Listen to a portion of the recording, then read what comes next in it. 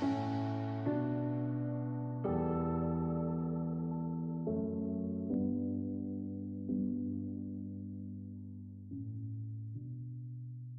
so go.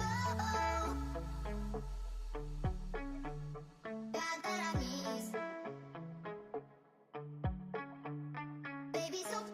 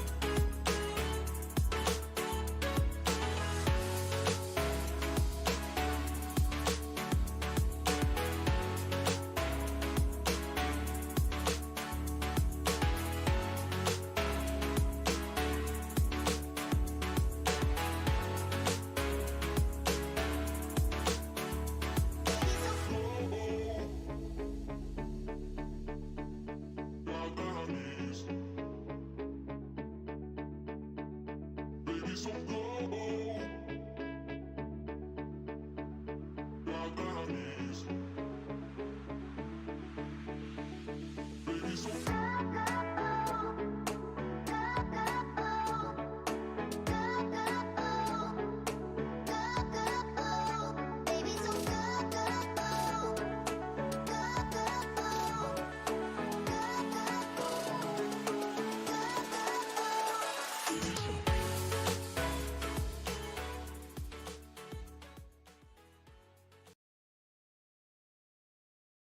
The following is a presentation of iRacing on PTR TV. We'd like to thank all of our channel partners for their support. Please like and subscribe to the channel, and we hope you enjoy today's broadcast.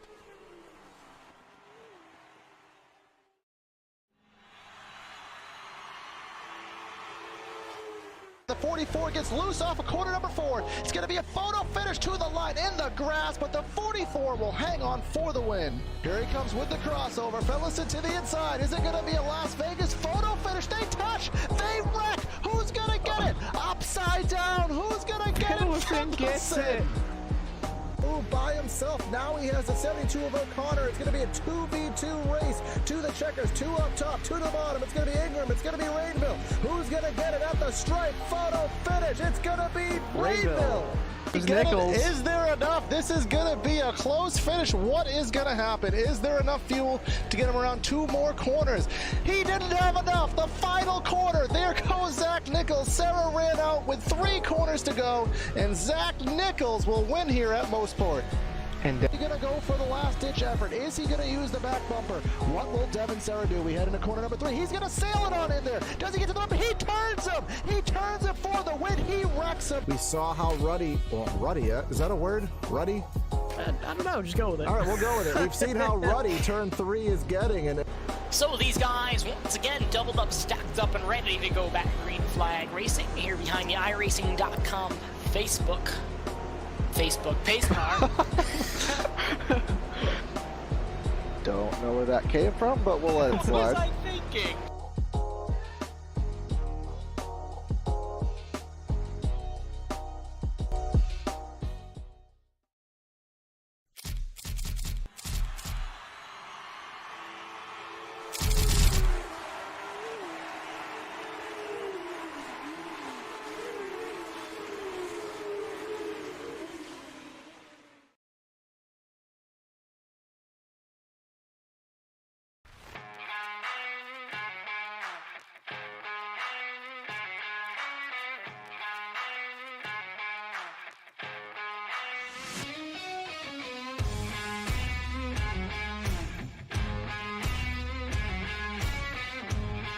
The Monster Mile White Lightning. It's Dover Motor Speedway. Tonight we find ourselves here in Dover, Delaware, at the track that was built in 1969, originally as an asphalt oval. The racing surface was converted in 1995 into the famous concrete that we know today. With 24 degrees of banking and 9 degrees of it on the straightaways, the speeds are fast, and there's minimal space to evade disaster. Tonight, the 100% Cup Series hits the high banks here in Delaware to see who can tame the monster and take home the victory. Tonight on PTR TV, it's going to be myself, Corey Silva, in the truck and in the booth. I have my PTR TV buddy, Evan Black, here. And then we also have Andre from 3 Wide TV, who covers a bunch of these races. So a 3-man booth to give you guys the calls here tonight at White Lightning, the Monster Mile, guys. First off, welcome here to race number 11 of the 3 Wide 100% Cup Series. I got stuff in my head. What are you guys looking forward to here tonight? Yeah, very excited for tonight here at the Dover Motor Speedway. It's a very fun track. Probably my favorite track just to go out there and run laps at, and for qualifying and stuff. It's a lot of fun. Racing here can be very difficult, and that's going to be fun to watch here tonight for these drivers. It's like you were saying, Corey, it's a very narrow track, not many places to go, very high banking. There's so many different lanes you can run out there. We're going to see a lot of different approaches out there for these drivers, and also should probably see some pit strategy come into it as well. How about you, Andre? I'm just looking forward to seeing how these guys handle the cars. I've been kind of listening to a lot of the radio chatter going into this race, and a lot of these teams have been putting in practice time, and a lot of these guys ran Division 2 last night just to get some time behind the wheel. And it seems like this next-gen car has taken a track that was already difficult. I mean, Dover is one of the more difficult intermediate tracks on the circuit, and it just cranked it up to 11, made it even more difficult than it already was. This car has been a handful for these guys, but while some have struggled, some drivers have told me, man, I'm really confident with this setup, and I'm curious to see, can some of these drivers that feel like they've got the ticket, can they make it to the end and actually get that checkered flag? And as you said, can they make it to the end? That's going to be the most important part, because survival is so important here at Dover. Again, we say the self-cleaning racetrack, which we'll talk about in a second, but I do want to bring up our point standings here. This is not going to be our season point standings per se. It's going to be more of our playoff standings after last week's race at Talladega. John Delaney up with his 4th win of the season. Nick Ottinger, remember, he is a part-time, so he's kind of been taking a break the past couple weeks since his victory at Martinsville. Long haul and route, remember, after his famous Bristol dirt victory, the top 5 locked in, and Alex Princeton and Drumhill are tied for that last spot, and Drumhiller actually does have a sub-driver of Sammy Bury driving that number 44 car tonight. Yeah, and one of the things we need to kind of watch for tonight, especially if you are battling for points like a lot of those guys out there, is just kind of need to be cautious here. We heard Andre talking about it earlier. It's just kind of, it's very easy to get caught up in stuff here. You got to try and make it to the end, be conservative. It's very hard to run a side-by-side here for very long. You really want to do that for like a corner and then get a single file. It's very hard to run here side-by-side for more than 1 or 2 laps. Going side by side is going to be difficult, especially on the exit of the corners for a number of reasons. First of all, when you take turns 1 and 2 and even 3 and 4 at this track, you're kind of diving down into them and jumping back out. There's massive elevation changes in and out of the turns, which is going to do a lot in getting the car unsettled, but also that outside safer barrier sneaks up real quick on the outside, especially underneath that bridge coming out of turn 2. I've seen a lot of drivers get tight in practice, and it's one thing if you're out there making laps by yourself there, guys, but when you're 2-3 wide, that wall gets even more intimidating. Yeah, and that brings up a lot of our keys to the race here tonight. The self-cleaning nature of this track with the banking. We talked about how difficult it was to evade the wrecks, as you just touched on, Andre, the difficult corner exits. And a big key here at Dover is going to be the pit entry. You'll see, as we have on screen right now, Lucas Hoytsma coming through 3 and 4. And hopefully we see it before the session changes over. That difficult pit entry, you're coming off at 24 degrees of banking right onto the flat, getting ready for the pit entry here. So if we do have green flag stops, that will be something of note to focus on. But what we do have to focus on right now, guys, is we are going to be going trackside and giving you the PTR TV starting lineup here tonight for the 100% Cup Series from the Dover Speedway.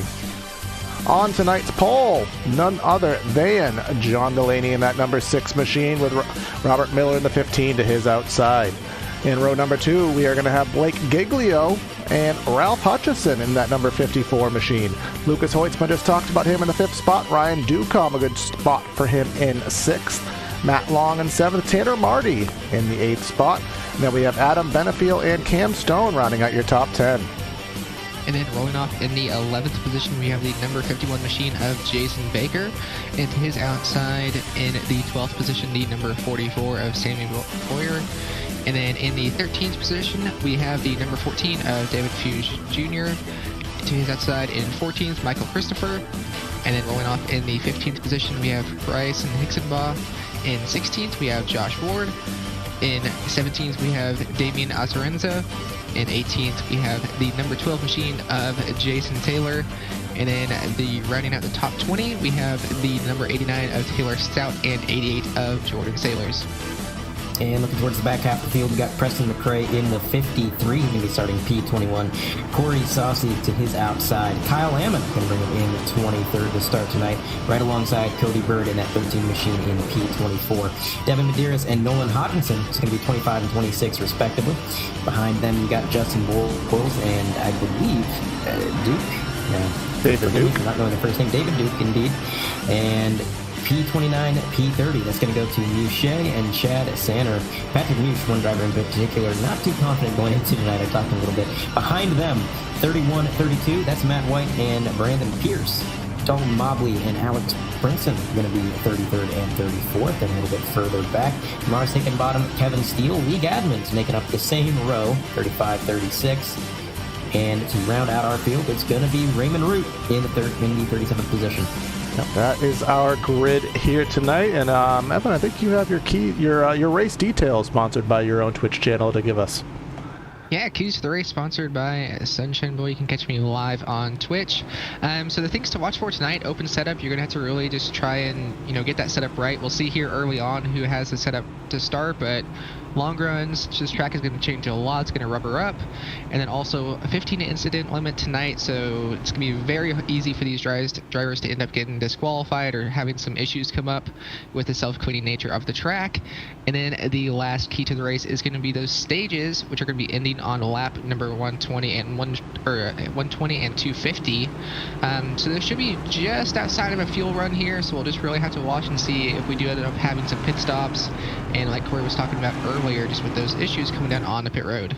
Now, I think the admin may have been nice to us, because I'm pretty sure Dover is a one-lap pacing track, and they gave us 2, so whether we took it and whether something happened or they gave it to us, we'll take it either way, because we ran long on our little intro there. But regardless of such, John Delaney in that number 6, again, he is going to be the man in charge of this start. And Dover is one of those difficult tracks for the driver on the outside to get the runs here with just the difficult angles and the banking here, so we'll see what Miller is going to be able to do in regards to a run on that outside lane from the get-go. But the pace car takes its move into the pits, and we're going to wait. Actually, we're not going to wait very long. Very early in the zone goes Delaney for the green flag here tonight. Good jump from Delaney, easily cleared by about 4 car lengths down into turn number 1. The first battle is going to be for that 3rd position, the number 4 of Blake Giglio, and just behind him now Ralph Hutchison in that 54. We've seen Hutchison have a lot of good runs here. The last few weeks just needs to kind of get a solid finish together, but now just settled into 4th. Looks like the top 5, top 10 now all single file. First battle is going to be going back to the 13th position. But yeah, just all kind of getting single file, just trying to run some laps here right now. Tell you what, you guys should keep an eye on this number 54 machine, Ralph Hutchison. This guy is on a mission. He's right on the bumper of that number 4, Blake Giglio. He actually gave him a shot going into turn 1 at the beginning of this lap, and it seems like he's running a slightly different line. He's actually entering a little bit higher, arcing it down the banking, and right here he's going to get a run down to the bottom of the number 4, and that's going to put Hutchison up into the podium. But I'll tell you what, just from first impressions, that 54 is a rocket ship. Yeah, one thing I like about Hutchison's car is, like you were saying, he's kind of diamonding the corner. He kind of dives right down to that bottom, slides up the track just a little bit, and then tries to get back down on exit. Wasn't quite able to do that through 3 and 4 like he would have wanted to. We'll see if he can down here into turns number 1 and 2, getting down pretty low, inching up the track just a little bit, and then cutting down on exit. That's probably the fastest way around Dover if you have a car that can let you do that and do it right, where it doesn't really bog you down at the center. But like you were saying, Andre, that's a really good looking car right now, so we'll have to see if he can keep that up. And the thing about Hutchison as well is he has been as we talked about, he's been phenomenal all year, but he's had just a string of bad luck.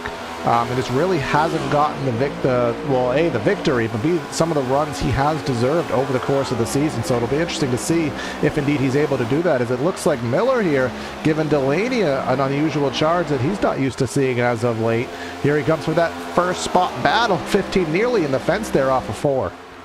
Yeah, Miller in that 15 right on the back bumper. Delaney sliding off the track a little bit there through 1 and 2. Looks like he was trying to maybe diamond it, but just slid up a little bit too high. And it looks like going down into turns number 3 and 4, Robert Miller going to clear for that lead pretty easily through 3 and 4. Now we'll have to see as this run does continue to go on. Is Miller burning up his tires, or does he just have the better car? I'm going to say he's got a pretty good car underneath him. Last night, after he ran Division 2 for LMM, he popped into a Discord channel that I was in, and he said, hey, just want to let you know we got a rocket ship for tomorrow. So whatever he felt in Division 2, whatever he was experiencing in that car, I think he's pretty confident in it. And I think he knows that the key here is going to be aggressive early on, especially when you're looking at Jonathan Delaney. This is not a driver you want to get too far out. If you're going to make a move on him, make it early, play some defense, because you don't want to be the guy trying to run down that number 6. Yeah, and one thing I actually noticed, they're just kind of watching Miller versus Delaney the last couple of laps. Miller seems to have a lot more stable of a car. I've seen Delaney get loose, especially out of 2, quite a few times here. And Miller, he's just pretty steady on the wheel, steady on the throttle, doesn't have to put a whole lot of input to it, which especially at Dover is something that you're really going to want. So definitely going to look for that number 15 of Miller to stay out front for a lot of laps tonight. We'll see if that is indeed the case, because I think you guys kind of talked about a little bit is, saving the tires. Dover is one of those tracks that it's very, very easy to abuse either the right front or the right rear. You can really dive it on in. That'll put all the load on the right front. But if you do that diamonding approach where you try to cut down on exit, that's going to put a lot of load on the right rear, which will loosen that car up over the course of the run. So kind of pick your poison. You want that neutral car, ideally, of course, to be able to just kind of run that, nice stable line throughout the course of the race, as we're following the number 29, Tanner Marty. Didn't get through 3 and 4 very well that time. That's 70 and Michael Christopher to his inside. Sammy Burey in that substitute ride 44 are going to try to take advantage as well as Cam Stone in the 57. Yeah, I see Marty up there. He just got out to the outside, which, right now, probably the first 40, 50 laps of the run, you're really just going to want to be right down on that bottom, either diamonding the corner or staying right next to the apron, as we see the 57 now looking to the inside of that 29 machine through turns number 1 and 2. But as this run goes on and this race goes on, as it gets rubbered up, you're definitely going to see that higher lane move up to where that is going to probably be the preferred line at some point tonight. I just don't know how long it'll take to get to there, but I definitely see that higher line coming in. Absolutely. And one thing about this race that's kind of throwing me for a loop, just one element that I've been keeping my eye on, and you guys were talking a little bit about this pre-race, is the track temp. Right now, the track is 85 degrees, which is incredibly cool. Now, typically, concrete does stay cooler than asphalt, so these concrete tracks like this and Bristol will stay a little bit cooler than your Charlottes or Iowas, but even for a concrete track, 85 is pretty low, and I think this is substantially less heat than what these guys tested and built these setups in, so a little bit easier to save tires for these guys maybe in the cold temps. Yeah, we'll have to see as the race does go on. It looks like it is going to get a bit later into the day, so I don't know if we'll see the track temp, continue to decrease, or we might see it go up a little bit just as the cars are out there running, and maybe the sun will peck out from a few clouds. But if we do see the sun start to come out, it's definitely going to get a lot more challenging for these drivers out here, and that's really going to change our setup. We'll have to see who can, make the right changes to try and get that car handling better. Yeah, because over the course of the race, with the the dynamics that iRacing does introduce into the simulator, we don't know what's going to happen. The clouds could break up. We could have a little ray of sunshine in one end of the track, heat that side of the track up, and then change the handling characteristics. That all is possible. So we'll see. It doesn't look like that's going to be the case just from the angles that we see. If you look at from the blimp, actually, that's not going to show us anything. So. But we can't really see it, but it does look like it is a very, very thick cloud sky that I don't think is going to break up. You can see it on board from the leader now. And maybe a little bit of a break in the clouds there through the center of 3 and 4, but it does look like this is going to be a cloudy affair here tonight, guys. So And speaking of the leader and that higher line, the 6th Jonathan Delaney, I've noticed he's been kind of moving up to that middle lane the last couple of laps and then cutting down on exit. And he is right on the back bumper of that number 15 machine. Now, I'll tell you someone else who's running some pretty quick lap times as well is going to be Hudson in that 54. A couple laps ago, he ran the fastest lap on the track. Now, just kind of right around the same pace as those guys in front of him, just kind of working right behind him, waiting to see if they do end up getting side by side.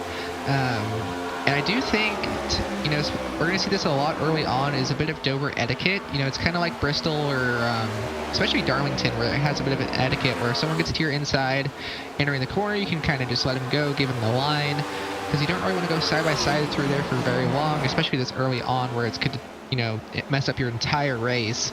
And we saw that earlier on with the 6 of Delaney and 15 Miller when Miller got the lead. So we'll have to see if Miller is going to end up kind of repaying that back and not really fighting Delaney too much, or if he does end up fighting him.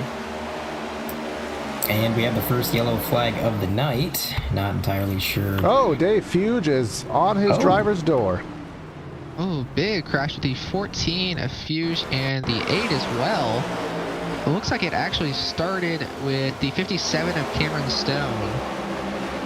Oh, yeah, we'll get a second look at that. But again, that's the nature of the track. As we talked about, there's just nowhere to go when that kind of stuff does happen. So we'll go on board with Stone here. He was right behind Bury in that 44 machine.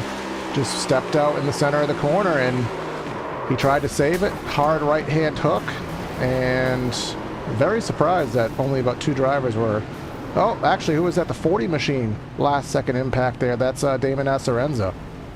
Yeah, if you guys still end up getting caught up in that, but yeah, the 57 looks like he just, I don't know if he got his right rear on the seam or bottomed out or something, but he just got a little bit free there on the exit of 4.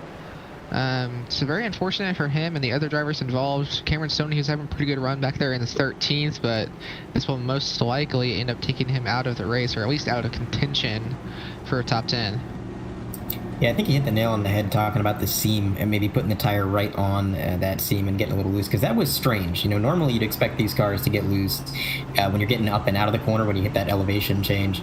But right there, he was just completely sideways midway through the corner, which generally, from everything I've seen in Division 2 and in all the practice, that doesn't happen very often. Usually it's more towards exit. So a strange spin, but a lot of damage to that 57. I'm sure he's going to try to get as much of that fixed as he can, but you're right, Evan, that may well be the end of his night. That was a hard hit.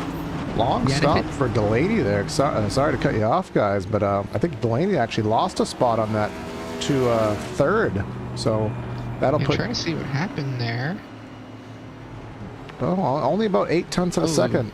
He slid through his stall just a little bit, and just that 0.8 of a second was enough to lose him. Looks like, did he drop back to third or fourth out there? But either way, tough break for him. But he'll end up getting those spots back. Just a matter of how long is that going to end up taking. Yeah, Benefield did stay out originally, perhaps to get a lap led, but he will pace his way down and make his stop after all. Hickenbottom behind him there, so that will shuffle the lead back to the 15 machine. Again, we had 37 cars take the 37. I thought for some reason I saw that Root was taking a provisional tonight, but he did make the show. So 37 of the 2, Stone and Fuge, haven't called it quits yet, so we'll see if they're able to persevere. 23 laps into the race. Remember, we're going to 120, guys. Are you surprised that 20 laps in, we're already burning a set of tires already? I honestly am. You know, this track, it does really eat at your tires, but with only, it looks like about... We do have 10 sets for this race, however, so that is a little bit more than what we usually have here. So I guess having a couple extra than usual, I could kind of see why they would go ahead and burn them this soon, but I would still think you'd want to at least wait until lap 40 or 50 to come down and get tires. All right.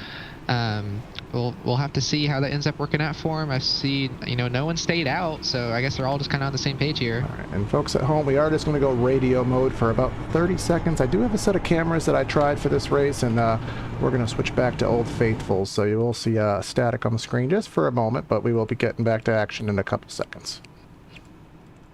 Yeah, we have Ralph Hutchison up there in second. I just want to kind of point out his last couple of finishes. He wasn't here last week at Talladega, but his last 2 finishes besides that were 33rd and 32nd, so 2 straight finishes outside the top 30. He's just kind of looking for a good night here and just try and, get up there a solid top 5, top 10, just to kind of get his night or get his season going back in the right direction. I want to go back to the tire wear situation that you guys were talking about for just a moment. Going back and looking at the lap charts for some of these drivers, really by lap 20, they had only deteriorated a few tenths per lap, which really isn't substantial. It didn't look like the handling was getting too bad, so it is a little bit surprising to me that they did burn a set of tires. At least a few drivers did. Some drivers did stay out. Because to me, it's not just that you're burning a set of tires. I would almost want to know early on what that car feels like on a long run. What does this car feel like on old tires? Because if we get down to it later in the race and we've been green for 50, 60, maybe even 70 laps, and you've never had a stint that long, you haven't saved tires that long, you're kind of playing an unknown game. Like, you don't know what the car is going to do. So interesting choice all around. And also something to watch out for on this restart, I would want to stayed out, get a feel for it on those old tires, but coming down through turns number 3 and 4 now on 4 fresh tires for everyone in the field. Turns number 4, pace car down, Robert Miller down, away and on the throttle. Looks like the battle right now is going to be for second down into turns number 1 and 2. Hutchison going to clear for the second position. Looks like that's a bit of the Dover etiquette I was talking about earlier. But top 3 right now, Delaney, Miller, and Hutchison. So we'll have to see how this does end up playing out the rest of this run, but it looks like everyone's single file for the moment. Yeah, thus far that is the case, and I did notice that Hutchison did do a much better job than Miller did on that initial start. Again, the window of opportunity to go here. We don't have a dedicated restart zone, at least here on the iRacing service, so the restart zone is kind of ambiguous. So especially at Dover, I even relate tracks to like Bristol as well. It's just really hard as the outside car to time it and stay with the leader. But Hutchison did a valiant effort there. As you can see, it's the snake of cars. Everybody kind of running that same bottom groove on these fresh tires here, and we'll see if Hutchison's able to stay with Miller and make a charge. Cameron Stone is back out on the track. 5 laps down, however, but he is still running around there in that 37th position, just trying to get some spots back if it does come down to attrition towards the end of this race. So he is still out there on the track running his laps. But back up front, still Miller, Hutchison, Delaney, top 3. Rest of the top 5 is going to be Giglio and Hoytsma, 4th and 5th, respectively. And it looks like everyone so far for the top 10, top 15, even all single file. Got to go back, looks like, to the 23rd position for the first battles between Patrick Miche as well as Justin Boyles. They're side by side. But yeah, everyone else just kind of trying to ride around and get some lap logs here. I'll tell you, Cam is probably staying out on track based on his own experiences here. I mean, this league's gone to Dover a few times now, and just about every single time, there's a whole lot of cars that do not make it to that checkered flag. And typically, Cameron Stone is among them. Last year, for example, when we went to Dover, Cameron Stone was leading the race. He came up on a back marker, and the back marker got loose on the apron, slid up the track, tagged him in the door, and that was the end of Cam's night. But I think Cam knows, as well as a lot of these other drivers who've maybe been around for a few years, Dover's a tough track. And yeah, he may be multiple laps down right now, and he may be kind of hemorrhaging points, but he can make something back by the end of the night. I can almost guarantee it. We're kind of looking through the field right now, just kind of following along with some of the action. There's some damage on that number 12 machine. The number 24 is looking pretty pristine there. Kevin Steele ahead of Jason in that number 12. But a little bit of side-by-side action all around the track, but for the most part, I'm seeing a lot of patience here, guys, and I gotta ask, do you think that's because of how intimidating this track is? Well, it's just the nature of, and you guys kind of alluded to this, well, that this race does have a lot of cautions in its history. I did notice in my my pre-race research, this race did last over 3 hours and 20 minutes last year. This was one of the longer races, especially for the 400-lap nature. So, yeah, to finish first, you must first finish. I can never say that right the first try, but I definitely think patience is part of it. Stages are 120, so the stage is, a modest distance here tonight. So you do have plenty of time. There's probably going to be another pit stop before the stage. So you definitely have to shake out that car. You talked to Andre about practice being in entirely different conditions. So definitely a lot of learning as that green machine big wiggle. That's Bryson Hicksonbaugh off of 4. Yeah, good save by him. He just got a little bit loose out of 4 and trying to look and see. It looks like it might have been that same seam that bit the 57 earlier, just on that X of the corner. He managed to hang on to it. Did lose 1 or 2 spots, but he's back there in 9th still. He started back in 15th, so +6 for him. So pretty good night out here for that number 63 machine of Bryson Hicksonbaugh. Looks like everyone else just kind of out there running their lines, just trying to have a good race here. And like we were saying earlier, just trying to be patient out there and not mess up your car early. The number 14 machine of Dave Feud, you just watched the majority of the field try to weave around him on the straightaway there. Dave did a good job. He held his line up top. But that car is definitely down on power. That's going to be tough for Dave. I mean, he's going to have a steady stream of cars pretty much all race long coming up trying to make these overtakes. You can see his best lap was a 23 flat. His last lap with all this damage, that's a 26-second lap. That is 3 seconds plus off the pace. So in a very similar position to Cam, just trying to maybe get some points through attrition later in the night. But man, his hands are going to be full. I don't envy his position right now. Yeah, it's very hard this early in the race to, it's hard at any point in the race to kind of be just putting around with a damaged vehicle. It's super hard to do it when there's still 3+ hours of racing, 360 some odd laps to go. We'll see what he's going to be able to muster out of it. But just before they did get to the 14, I did notice that Giglio was mounting a little bit of a charge there on Delaney at this point in the run with the tire wear. We have those line changes that we're talking about. Looks like the 4 Giglios trying to run a little bit lower, at least through 1 and 2 anyways. Let's see, everyone seems to be ringing right around the bottom through 3 and 4. We'll see if that does take trend in 1 and 2. Yeah, it was more towards the end of that last run that we did see Delaney start to kind of move up and make a little bit of speed up in the outside. So we might see him start to do that here again in about another 5 or 10 laps. We'll just have to kind of see. But I definitely expect it to start moving up here once again. And if we do, I think that number 6 Delaney is going to be the fastest car out there.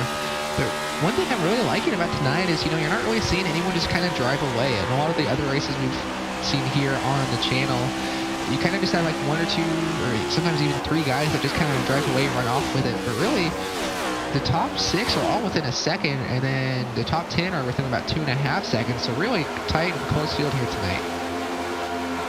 Just a quick update on Cameron Stone. He is not officially retired from the lobby, but his car is not on track. And also, I looked up in his team chat, and he's nowhere to be seen. So I think Cameron might have decided he had enough fun for one night. And we'll see if he comes back out on track here at any point. Maybe just taking a breather. 29 machine on your screen. Tanner Marty started 8th, currently 18th. He's going the wrong way, guys. I got to wonder if this is an example of a driver who set that car up for a hot track, then he gets in the session, gets blindsided by the cold temps. He clipped the apron there off of 4, and that apron there at Dover, we know it goes from essentially, I think the apron is like 8 or 9 degrees up to the 24 on the banking, and that definitely set him astray there. So that's what I wanted to focus on with him, because I did talk about his great qualifying run. Obviously not sticking with that through the race, as that's Medeiros and Ammon, 14th and 15th, that's a battle for. Looks like Ammon will try to get it, washes up the track there. It's going to be tight quarters racing on corner exit. That does hurt the guy on the bottom usually. It is hard to make passes here on the bottom as the run does go. Ammon's trying to run as high as he realistically can to get whatever run he can. The 20 is going to be really close to the fence off of 4. And that's going to bring Mobley in that 77 into it. Again, about 14th through 17th right now. And that right there is where it gets sketchy, where the 5 of Ammon kind of starts to just slide up the track a little bit. Not quite enough to get into Medeiros or make any contact there, but just shove him up the track a little bit. And then Medeiros, he almost got into the wall there a couple times, but Ammon able to clear for the 15th position. It looks like, the 14th position. Medeiros is back there in 15th, and then Mobley in that 77 machine just behind them. He's dropping back just a little bit here. He got a little bit too high through 1 and 2. Now has that number 83 of Adam Benefield looking to his inside through turns number 3 and 4. Benefield sliding up the track a little bit here. We're going to clear him easily off of 4. And now Hodgson, I cannot say that name, to the inside of that 77 as well. Yeah, Devin Medeiros up there battling with Kyle Landon. These guys never really seem to be able to escape one another. They've raced side by side numerous times this season, and I gotta say, the number 20 machine, Medeiros, always puts on a really good show. It's kind of interesting. He comes from a road racing background, and yet he gets in these stock cars, and he just immediately kind of gets into that stock car racing mindset. Real aggressive, very, very consistent as well. On top of that aggression, just kind of seems like he got into that number 20 car, and it just seemed to jive with him really well. It took him no time to adapt to this kind of racing, and the more races he runs in this league, the better he seems to get. And him and Kyle Lemon back there, 13, 14, doing pretty well. Adam Benefield, you mentioned him there, Evan. He started a little bit further back in the grid, and Adam has had some really bad luck this season, even up to the very beginning of the year when his force feedback went out mid-race, and then he had to run a race, actually 2 races without force feedback before he was able to get that thing fixed. And even then, he's been in an adjustment period.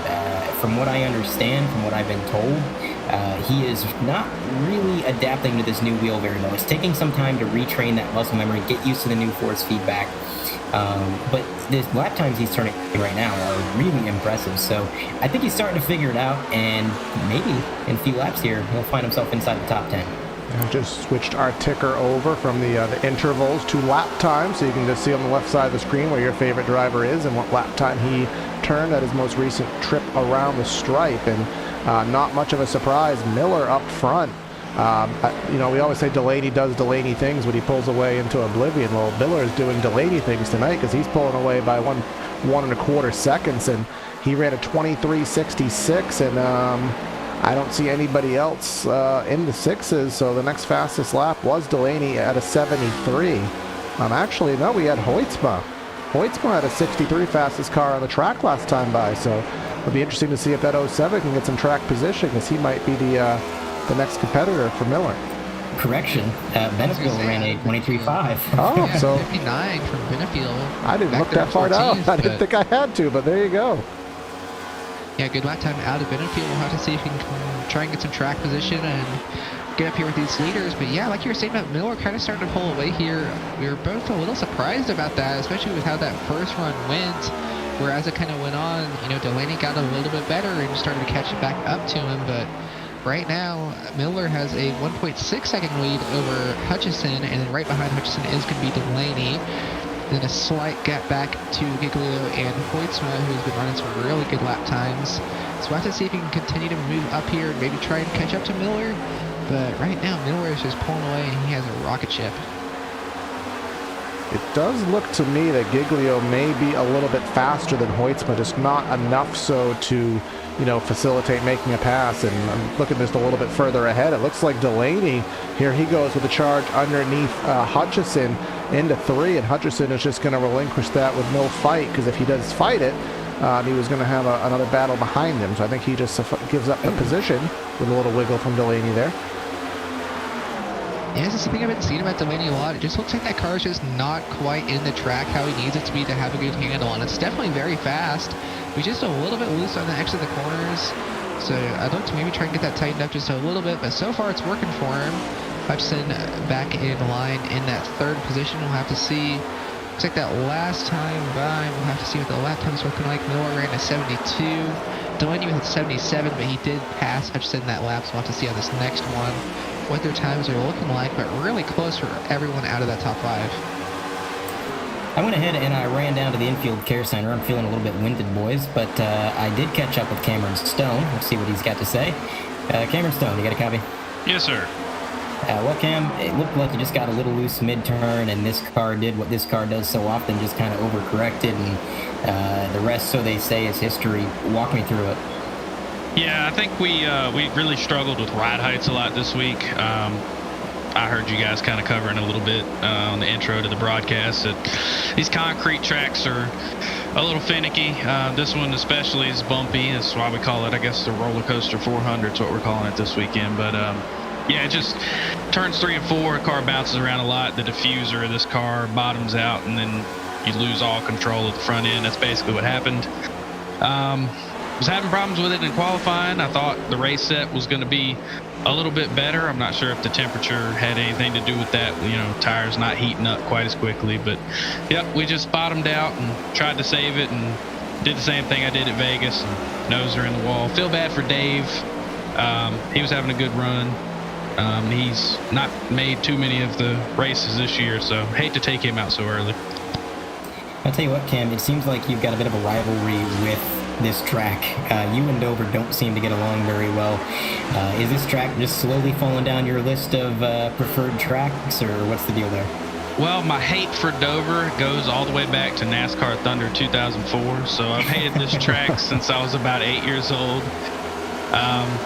It's just something about this place. You're turning for more than half of the lap, and you're trying to get a car that can get through the center, but if you make it get through the center, it's too loose on the exit, and if it's too tight in the center, then you're slow, and plus the bumps and plus the concrete. I think I just don't like concrete. If it's flat concrete, I can deal with that. Martinsville's cool, Milwaukee Mile's fun, but me and this place don't really vibe. It definitely seems that way. So I'm going to assume you're out for the night. You're not going to be able to repair any of that damage. Yeah, we went out and run 5 or 6 laps just to see what it had left, and we're down some RPMs. And actually, the whole diffuser bottoming out situation's even worse now because it's hitting in the front. It would just be bad. We'd be the slowest thing out there and probably wouldn't make up many spots anyway. All right. Well, thanks for your time, Cam. We'll let you go back to your team. Maybe join in as a support role alongside Bryce, the crew chief there. And good luck to your team for the rest of the race, man. Yeah, I'm not the only one that's had bad luck this year, so I'm pulling for my guys that have had some bad luck. I know Bryson hasn't had the best year so far, Adam either, but Robert's looking real good out there, so any of those guys will be fine. All righty. We'll catch you later, Cam. See you, bud. No, These guys aren't even on his team, guys. Well, that's just, league camaraderie, I suppose. But his opinion of concrete tracks actually is quite interesting, because I know Dale Jr. specifically, in regards to Bristol anyways, said that Bristol needs to tear up the concrete, run a race on the dirt while there's no actual surface there, and then repave it as asphalt. So, and I know a lot of people are on the fan base of once Dover, if it even continues in a couple of years, that's a separate topic, that it should go back to asphalt. It's just, I know drivers, I just don't think drivers like asphalt. They don't like concrete, just the properties, the racing. I don't think that's as uncommon of an opinion as we may think it is. I definitely don't think it's uncommon, and I think it makes sense when you look at it, right? So from a promoter's perspective, concrete is everything you want, because number one, it's easier to maintain than asphalt. It's much easier to maintain, and it's cheaper to pour.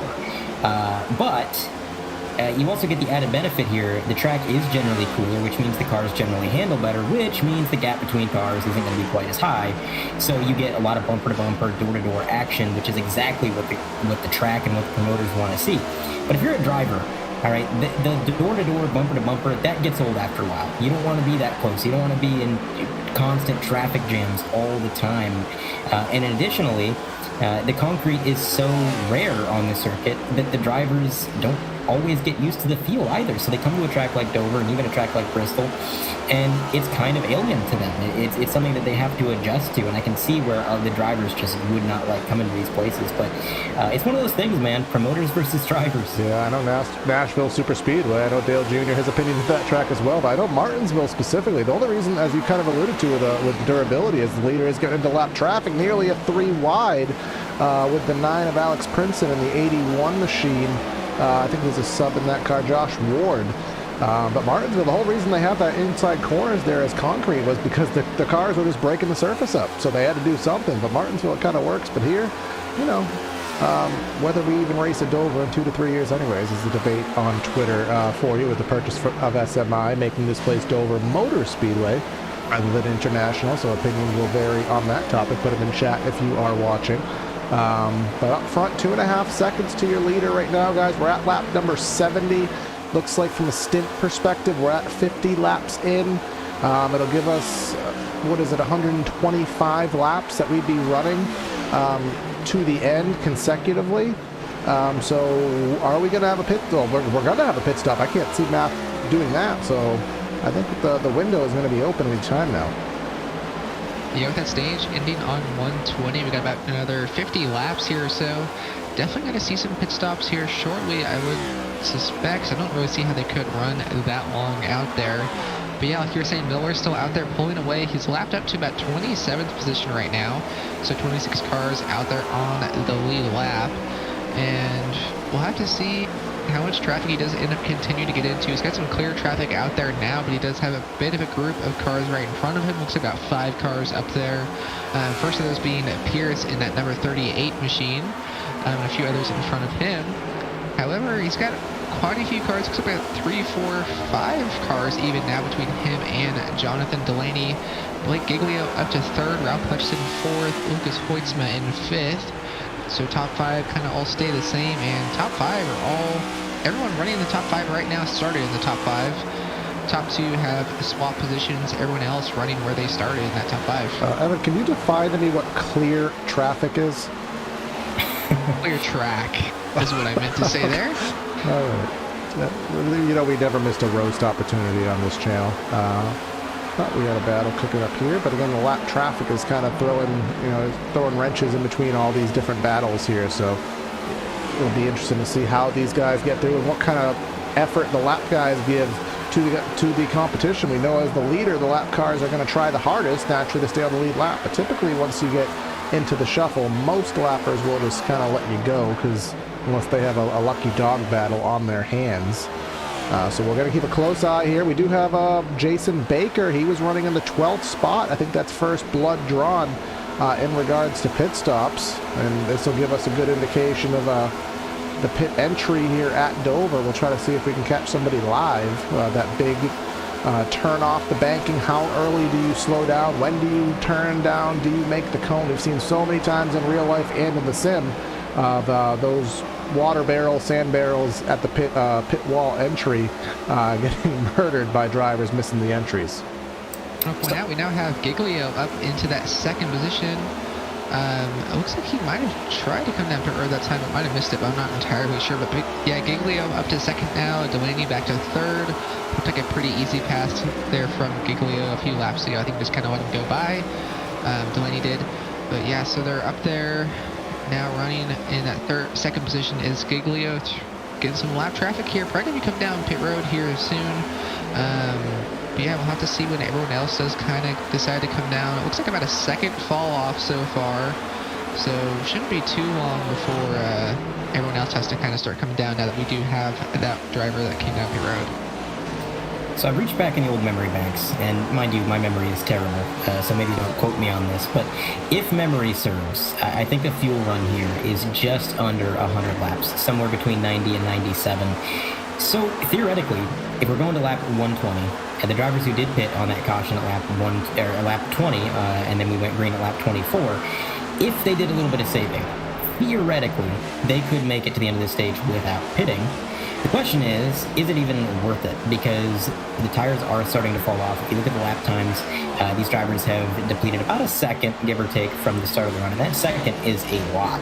A lot of these drivers have already broken into the 24 bracket, and the ones who haven't are in the high 23s. So I feel like tires probably would be worth it, even if you could make it to the end. Devin Medeiros in the pits now. He's been hanging around at the end of the top 10, so haven't seen a heavy hitter up front pull the trigger on the pit roads, because you have to wonder if anybody in the top 5 comes down, and that's going to kind of make everybody come down, because as we talked about, that 1 or 2 seconds, whatever the fall off is, that delta is going to equate to lap time on the racetrack. 2nd in the pits, 2 seconds on the track, all that fun stuff, so you really can't fall too far behind your competitors, or you're going to lose a lot of time on the track.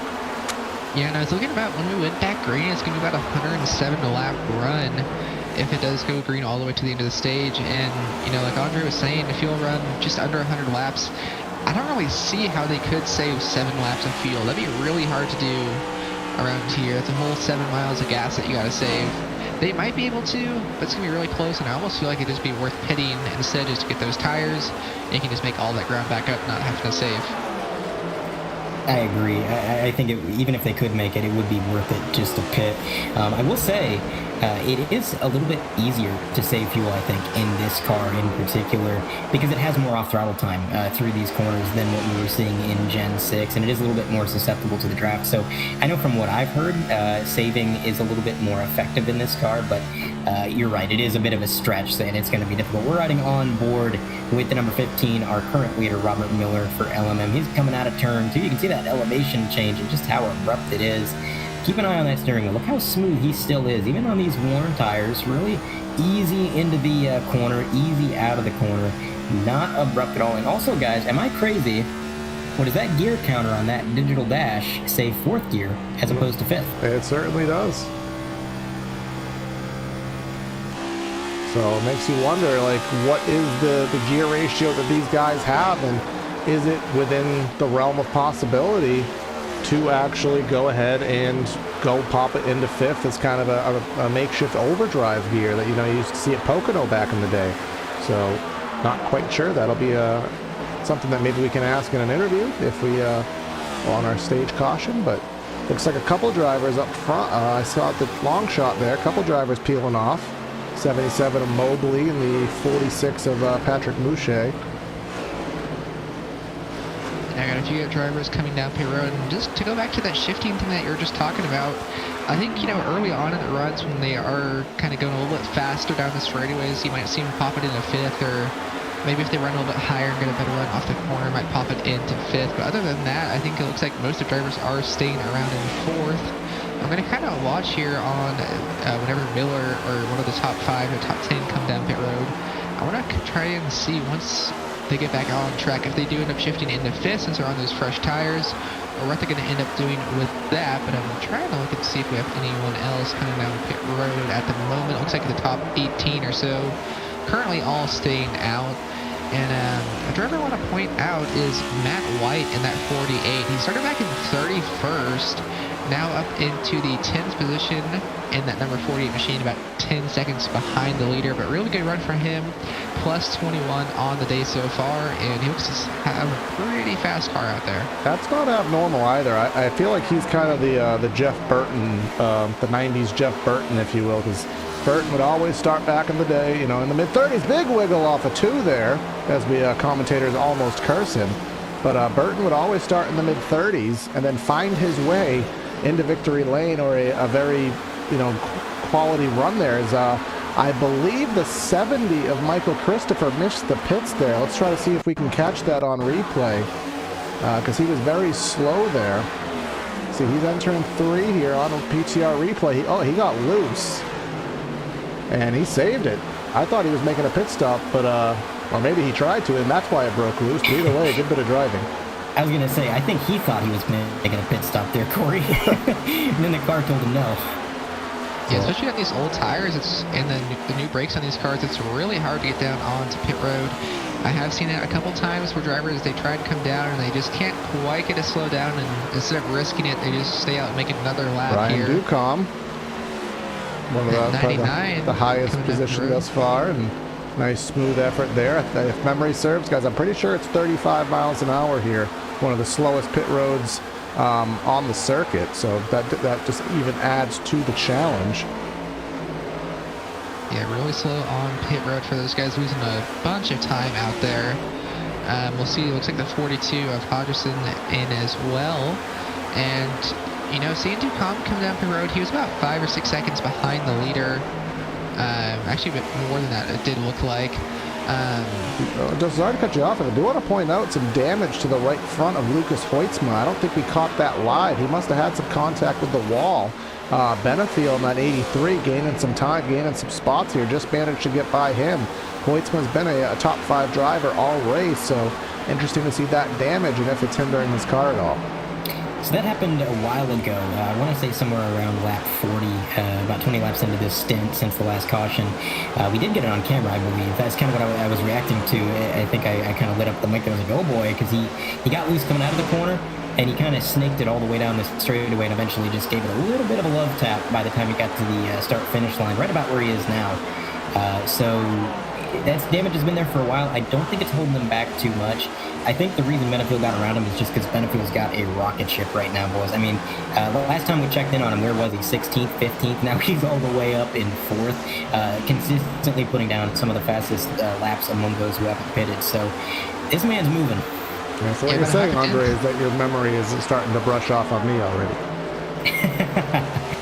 Yeah, I was going to say about a half-tenth quicker last time there. Actually, that time, wow. Benefield 2/10 quicker than our leader Miller, both on even tires out there. So really, really good lap times for Adam Benefield. So especially on the long runs, we're really going to have to watch out for him. But, you know, only about 25 laps to go to the end of this stage. Do we think we have some drivers out there that are going to try and stay out? I feel at this point their bet is kind of made. Now remember, these vehicles do have, back in the day, it used to be 80, it used to be like 90 laps or so on the 22-gallon tanks way back in the day. Now we're on 18-gallon tanks. Who's that, Blake? Is that somebody right in front of Giglio right there? That was a slow car. The 51 machine, I believe, hits the wall hard, but we're running 18-gallon, 19-gallon tanks now, I believe, as we might have a caution. That 51 is trying his hardest to wreck. Jason Baker. Every corner there. We'll have to see if what ends up happening with that. Four couldn't quite clear him.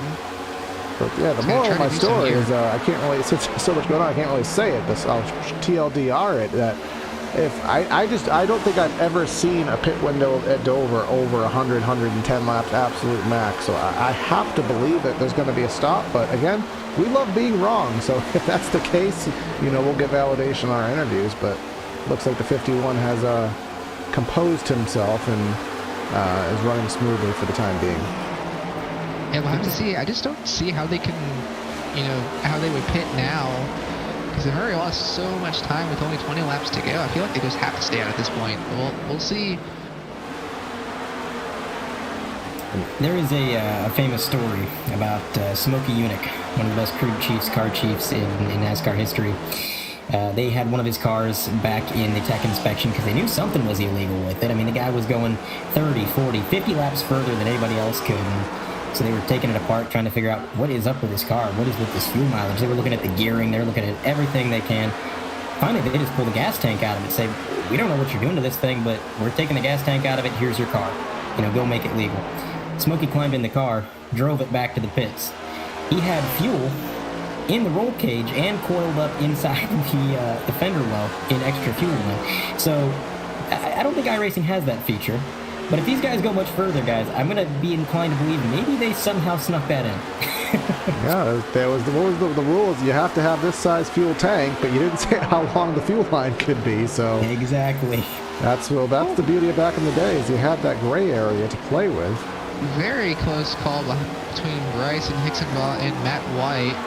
White cleared him for 7th, but just did a little dive on him and got loose right in the middle corner slip in front of him, but we managed to keep it straight right there. You can see it. Pulling it on PTR TV replay right now. I think it happened into 3 and 4. And coming down the backstretch here, and just 48 dives down to the bottom. Oh my goodness! Right there, slides up right in front of him, clears him for the spot. So I guess you could call that a slide jump, right? I mean, we were at the Bristol Dirt Track about 2 weeks ago, but that was a similar style move that you pull off at that place. But I mean, it did work for the time being. But I'm sure that was not something that they were expecting to be done that early. That wasn't just a slide job. That was looking to stamp and sending an airmail. That was Carl Edwards, Kansas versus Jimmy Johnson, a style move there without the wall. And Miller up there in that 15 now out to a 4.5-second lead over the number 4 of Blake Giglio. We got a few more drivers coming down pit road. Looks like a few guys that were a lap down are coming down pit road now. Bird, he's actually running pretty well. He's come pitting out of the 14th spot. Preston McRae, our YouTube fan favorite. He's currently hanging on in the top 20, but in that monster machine this week. So I guess it kind of works out 2 ways, guys. Do you pit? Actually, if you pit early, you're probably going to lose the lap, and unless you're really close to the front, you're going to go 1, maybe 2 laps down. So you're not going to really get the benefit of it by staying out on the stage. So it's really just, I guess, a matter of, are you just pulling for it, or are you going to pit with 2 to go? we're kind of in unknown territory right here. I've never seen a Dover fuel run go 87 laps plus. Yeah, and, with all the guys we've seen from, that were in the top 10 or so, top 15, that did come down pit road, at this point, if Miller pitted, they would be in front of him, and I don't know if he would catch them with only about 10 laps or 12 laps to go in this stage. So not entirely sure if I agree with this call, unless they can go to the end. If they can go to the end, then it's a great call. But if they do end up having to pit, I don't see how it could work out and them still win this stage. The only thing that I can think of is it goes back to the thing of burning a set of tires. If you pit too early, then you're going to have to take a set of tires at the stage, and that will mean you use 2 sets of tires for stage 1, where if you pit absolute last second, then maybe you just top off for fuel but save the set of tires on the stage. That's really the only thing I can fathom, but again, I'm no Larry Mack. Yeah, we'll have to see. Only 11 cars out there on the lead lap now, about to be 10, as Miller is right behind that number 5 machine of Kyle Ammon down into turns number 1 and 2 now, just right on the back bumper of that machine. We'll have to see how long it takes him to get by him, but yeah, only 11 cars out there on the lead lap, partially due to a few guys coming down pit road. I believe there's about 20 or 25 before these pit cycles did start to happen. But to go now in this stage with the top 5 being Miller, Giglio, Delaney, Benefield, and Hutchison. So those guys will all get stage points, as well as the rest of the top 10, which is currently Hoytsma, White, Hicksenbaugh, Wong, and Bori in the 10th position. So those are the drivers that will currently get stage points. We'll have to see how much that does change here in the next 9 laps or so. A lot of these leaders are in an interesting position. It looks like Robert Miller's coming down pit road. But a lot of those who have not pitted yet are in an interesting position where they're leading, but they're some of the slower cars on the track, because a lot of these guys are coming down pit road, and by virtue of fresh tires, they're much faster per lap. So the leaders are kind of having to pick and choose. All right, how do I let these guys go? How do I handle this cleanly? And I think Robert Miller pretty much just had enough of that. You saw he was in thick traffic there. He had cars behind on fresh tires, cars in front on fresh tires. But it sounds like we got a few more drivers making their way down pit road this time. I heard the driver's radio light up. So I think you guys are right. I don't think anybody's going to try to make it to the end, which goes back to what Evan was saying earlier. That's a really strange call to stay out so long, because these guys that short pitted, that's going to give them a huge advantage. That's going to at least give them Miller in the grass off of 2 at the exit of pit road. That's going to cost him a ton of time, but I think he may have had a big enough lead to be able to eat that up and still maintain his position. We'll have to see here, as Giglio is still out on the track, as well as Delaney and Benefield. We'll have to see how far they end up running with only 5 laps to go here. On replay, yeah, just on throttle there, exiting the pits on cold tires. It just broke dead sideways on Miller and sent him in the grass there. Giglio coming down pit road. I believe he's actually out of gas. It kind of sounds like that machine is not running, but he did make it on to the track, maybe just now sputtering. Yeah, only less than 2,000 RPM, so that's obviously not an ideal under most circumstances. So he's out there and on pit road. Delaney staying out another lap, as well as Benefield and Hutchison. We'll have to see how far can they run. Delaney staying out another lap. I believe pits will be closed with 2 to go. 51. No caution. Man, no caution keeps it going straight. Saying that 51 will be really sideways here, and it looks like he's just trying to get out of the way of Delaney. Yeah, too much going on now. We won't catch that on replay, but we got most of it live there, just due to the fact that he didn't, the way that the algorithms work to throw cautions out, he didn't get sideways enough on the hit into the pit wall. But it looks like, guys, that Delaney's going to try to stretch this. Yeah, which if so, that's really going to hurt everyone out there. I mean, there's only 7 cars on that lead lap right now. Delaney looks like he's lifting a little bit early, just trying to save some gas out here. His pits will be closed this time. Ooh, it's a little bit close there with that 5, but he is still hanging on to that lead.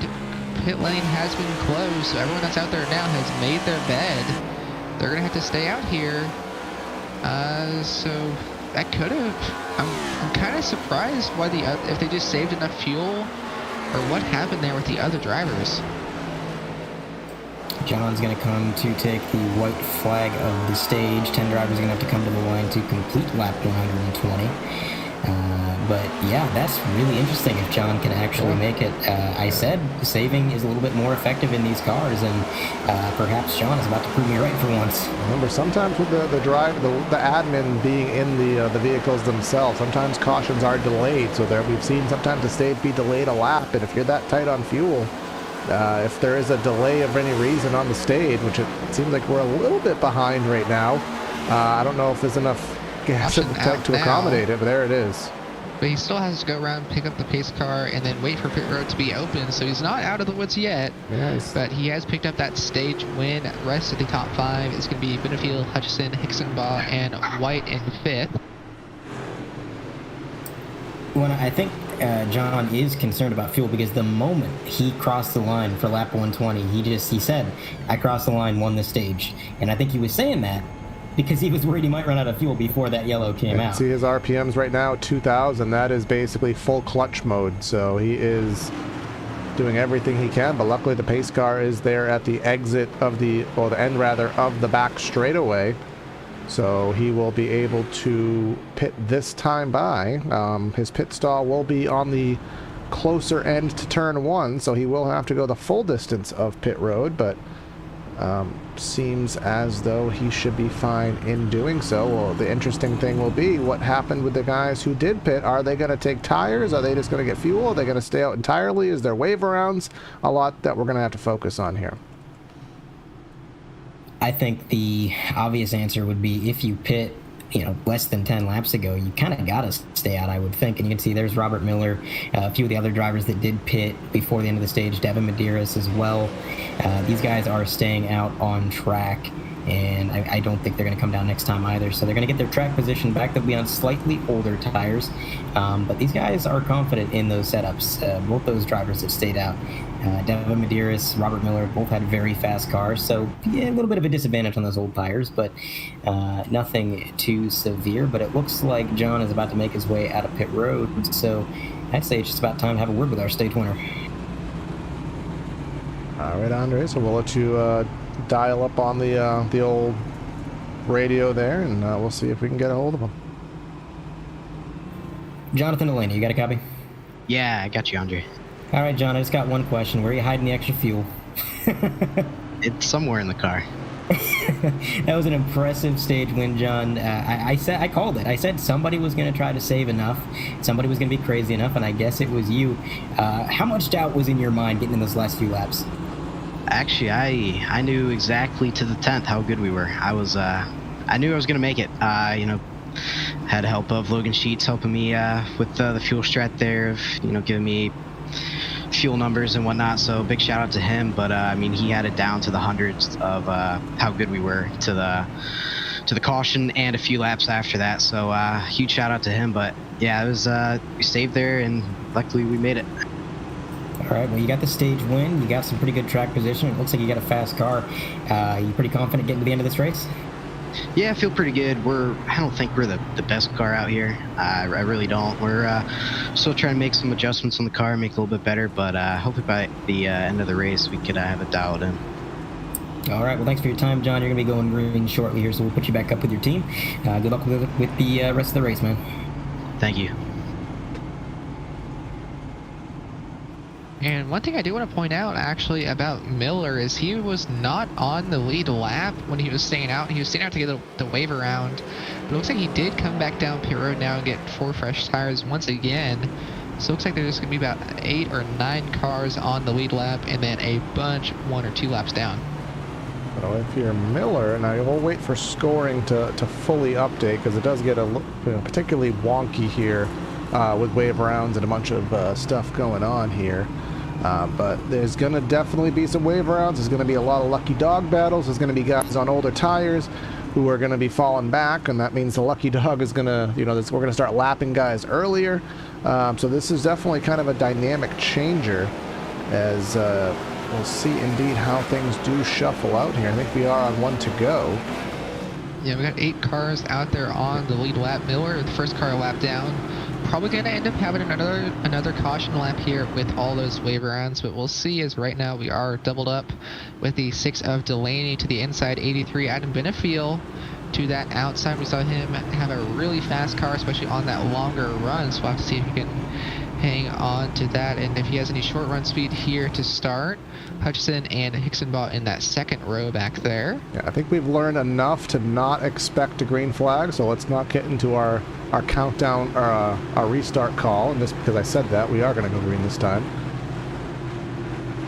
Yeah, it comes down through turns number 3 and 4. Looks like we are going to get the green this time. Kind of thought it might be delayed, but that pace car is getting ready to make that hard left turn down onto pit lane. There it goes, now waiting on Delaney, our pole sitter, to get us back underway, and he does so, coming back to green on lap 125, racing to lap 250 for the end of the stage. Another 125 laps here around Dover Motor Speedway for that next stage, and top 5 now all single file. Adam Benefield did a good job to hang on to that third position. He did drop back 1 spot, but managed to get back in line as first battle right now, or actually it's not much of a battle now, as the 15 of Miller did clear Matt White, but Miller, he's running up there, and it looks like we're at the 6th position, but he's actually in 9th as he is a lap down. It looks like he's trying to get that lap back the old-fashioned way, as he seems to be in a hurry.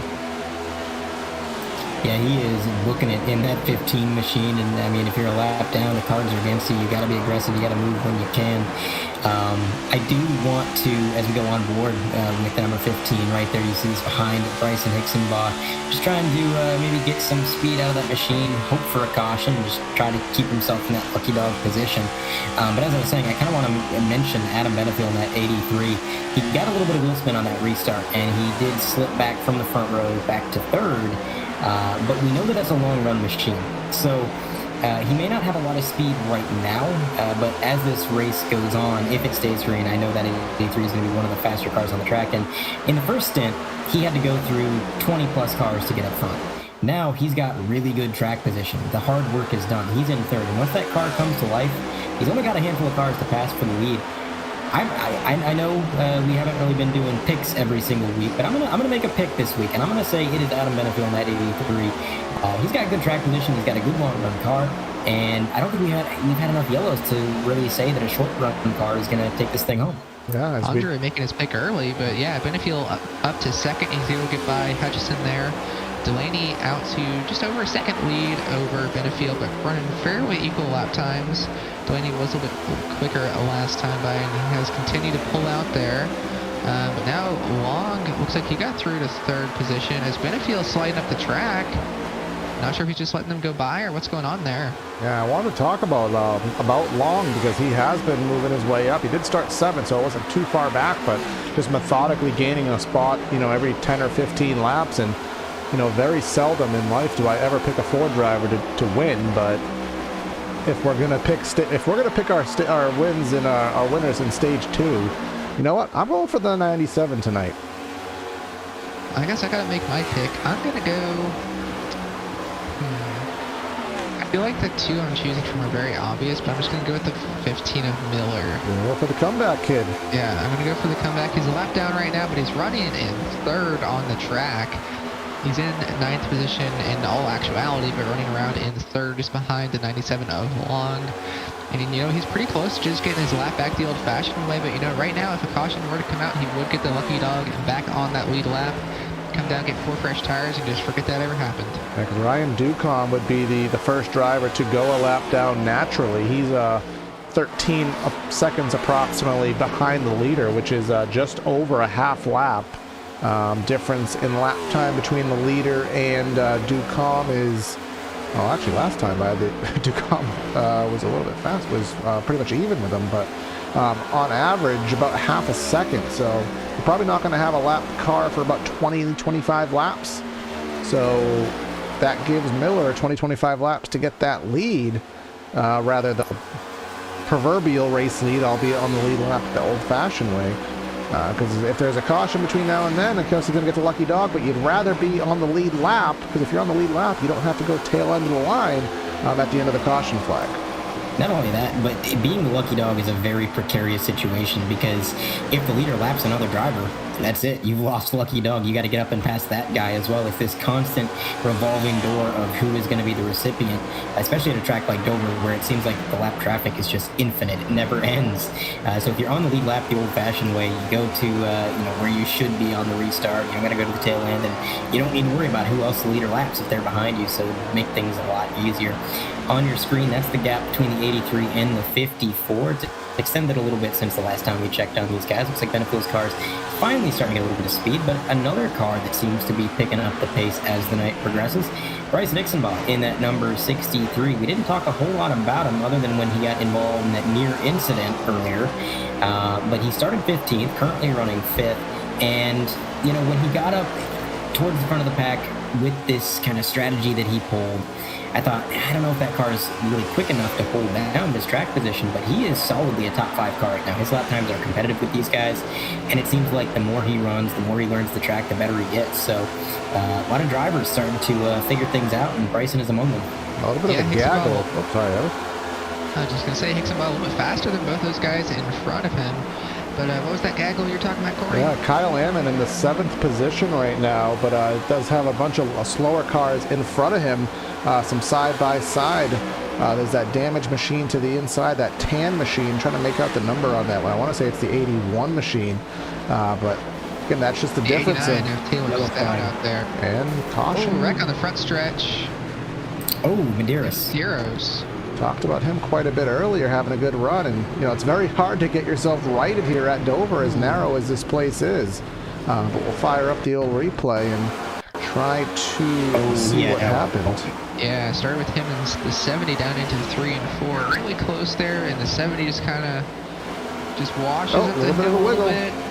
At 46, a Mouche, innocent bystander there.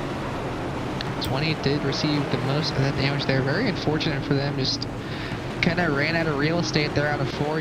The 20 was kind of pinching him down a little bit, and then the 70 just kind of slid up the hill a little bit. But contact for those drivers. We're back under the caution here, and that is awesome news for Robin Miller in that 15. Going to get that lucky dog and back onto the lead lap. We'll have to see if he does come down to get tires again, as I see Delaney is coming down pit road to get 4 fresh tires. Interesting. Looks like everyone going behind them. Kind of surprised. They only ran about 15 laps and already coming down for 4 fresh tires. I don't know if one of you guys can, you guys have your stats a little easier accessible. If we can actually see what our tire limit is here. I think most of these guys have used about 3 sets, and we're not even halfway thus far. I was going to say, we do have 10 sets out there, and I believe that might be including the first set put on. I'm not entirely sure. It shows 10. So either 9 or 10 sets in the pits, and like you said, Corey, most of them have used 3 already, if not all of them, honestly. Yeah, very interesting to see how fast these guys are going through them. You are correct about the 10 tire limit. I feel like maybe these guys are just getting a little bit aggressive with how much tires they're using, because normally they don't get this many sets, and they're feeling like, all right, I got enough sets, I'm going to use them all. But I believe we're going to throw it side by side for a short break, and we'll come back for all the action at the Drop the Green.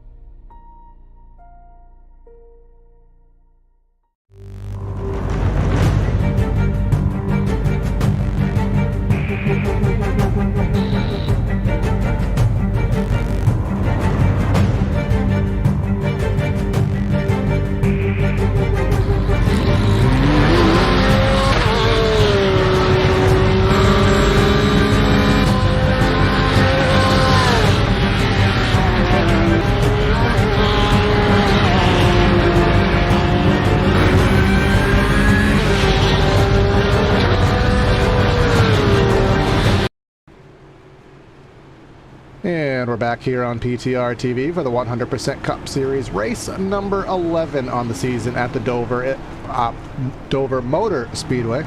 Gotta get that right. Had our first caution of stage 2, and we had some shake-up in the pits strategy just a little bit, or at least on our leaderboard, because Matt Long is actually going to be our command car for this restart. 4 tires on all of those guys out there. Long now the race leader as they come through turns number 3 and 4. 14 cars on the lead lap now. The last of those being the 88 Jordan Sailor's pace car down onto pit road. And the 97 Long fires off 6 of Delaney. Got a pretty good jump there. Just barely able to clear Adam Benefield down here into turns number 1 and 2 as they get ready to dive down. There they go. We'll have to see here. Looks like the first battle is going to be back there. Matt White in that 48. Everyone else kind of running single file here, but Matt White, Ralph Hutchison. Hutchison clear for that 5th position now. Everyone single file. And it just kind of helped everyone just kind of get back. They had a little bit of a reset. You know, Miller back there in the 15. He got that lucky dog. So he's going to be starting to tail into the field. He's got some work to do, but I definitely think he can get up there. Ralph and Bryson going at it here. Looks like Ralph's going to make the move on the bottom, and he does get clear. Ralph and Bryson, I don't want to say they have a rivalry, but they do kind of have a mutual understanding. They kind of race each other pretty hard whenever they get next to each other. I think they both know how fast the next guy is, and that's the result. But Hutchison is not stopping at Bryson. He's going to make the move on the bottom of the 83 as well. So 2 overtakes in less than 2 laps. He is scooting in that car all the way up to P3. His teammate John Delaney is only about 5/10 ahead of him right now. So, man, we could see this car making a move for second before too long. Yeah, Hutchison's been one of our most entertaining interviews as well. He's one of those people who, if there is a rough race or he does have a bad interaction, he's not afraid to politely announce his displeasure over the radio, and that's happened quite a bit, particularly with Talladega and Bristol. So thus far, having a clean and uneventful race, I'm sure he does appreciate that. As again, if you're about to say something, I'm sorry to cut you off. Yeah, I was just going to say about Hutchison, he seems to have a really good short run car, and he has a pretty decent long run car, but just, we have another caution out on the track. I have to see what that's for. Looks like the 80 to Sailor's involved as well. And Tanner Marty as well. Yeah. Looks like it started with Jordan Sailor. Yeah, Jordan Sailor's in the 88 is where that started. All right, we will cue up the replay from our chopper cam. Entering turn number 3. He just got loose, center of the corner, dragged it down low, right hand hook. Tanner Marty, ouch. Tanner just about got around him. I think he might have got caught by netcode. Yeah, we're going to go on board here with the 29 because, you know, we have the ability to, so why not? See, he's just peacefully driving along, and then, that's the end of my race. Ouch. Just tried to dodge him, almost made it by, couldn't quite do it. But that puts us back under the yellow with Matthew Wong still leading the race. Delaney was right on his bumper, though, during that last green flag run. Ralph Hutchison in the 3rd, Adam Benefield 4th, and rounding the top 5. 48 of Matt White, who started back in 31st. Really good run for him.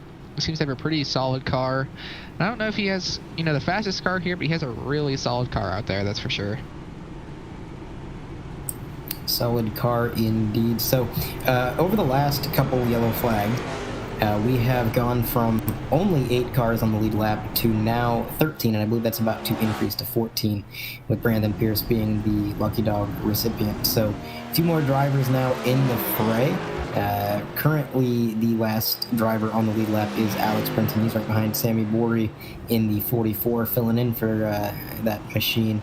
But yeah, getting these drivers back on the lead lap, and there's a lot of drivers 1 lap down. I mean, Kevin Steele, Jason Taylor, Dalton Mobley, Patrick Muchet, Josh Ward, Corey Saucier. These guys all 1 lap down, hoping to maybe get back on the lead lap the old-fashioned way, or maybe have a few more yellows get up on lucky dog. Yeah, that was something we saw at Bristol. Was just, obviously Bristol was, 23 some odd cautions that we ended up having there on the dirt race, but we kept so many drivers on the lead lap due to attrition. As you said, we went from like 8 or 9, we're back to 14, and with every caution between a wave around and a lucky dog, we're essentially gaining 1 or 2 every time. So we still keep a lot of guys on the lead lap, which makes the strategy calls that much harder, because depending what you do, you might go from 4th back to 14th, so you always have to keep that in the back of your mind.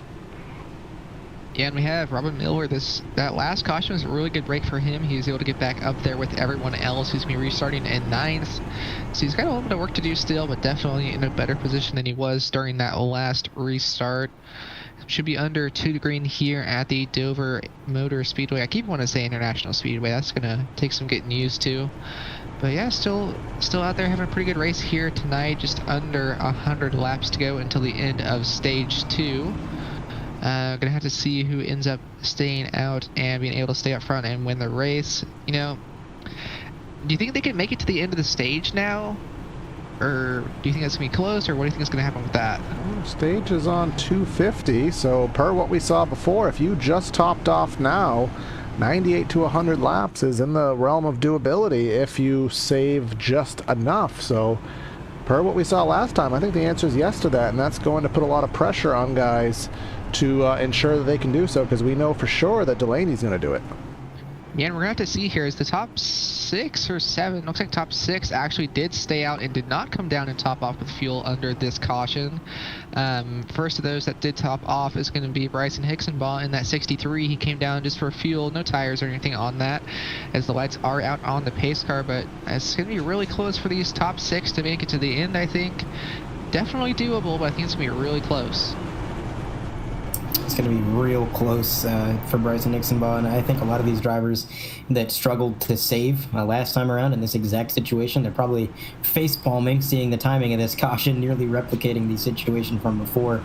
But the stage isn't over. We could very easily have another caution, and if that happens at pretty much any point after this, it'll put these guys on easy street to making it to the end if they so choose. Some drivers may decide to get tires just on their own accord, but it is an all LDR front row for this restart. Jonathan Delaney in the number 6 on the outside of his teammate Matthew Long in that 97 machine. Also Ralph Hutchison. I'm still not used to saying it that way. Hutchison is in 3rd. So LDR 1, 2, 3 with Adam Benefield trying to spoil the party up on the high line. Pace car takes the hard left in. Long is going to be our control vehicle. We've seen the inside be so beneficial on these restarts, and looks like that trend will continue as the 97 gets on the loud pedal, crosses up and gets the ideal entry into turn number 1. Hutchison tried to take a dive on Delaney there, but the position was not quite there. Delaney does manage to get through the corner much better, and he's going to take a look down off of 2 and down the back straightaway. 97 might have tagged the wall a little bit there, in the middle of the back straightaway, coming through turns number 3 and 4. Teammates side by side. It looks like Delaney's going to clear him. Long gave him plenty of room there, just kind of being nice, not want to put up too much of a fight on the first lap of this restart. But yeah, Delaney back to the lead out front.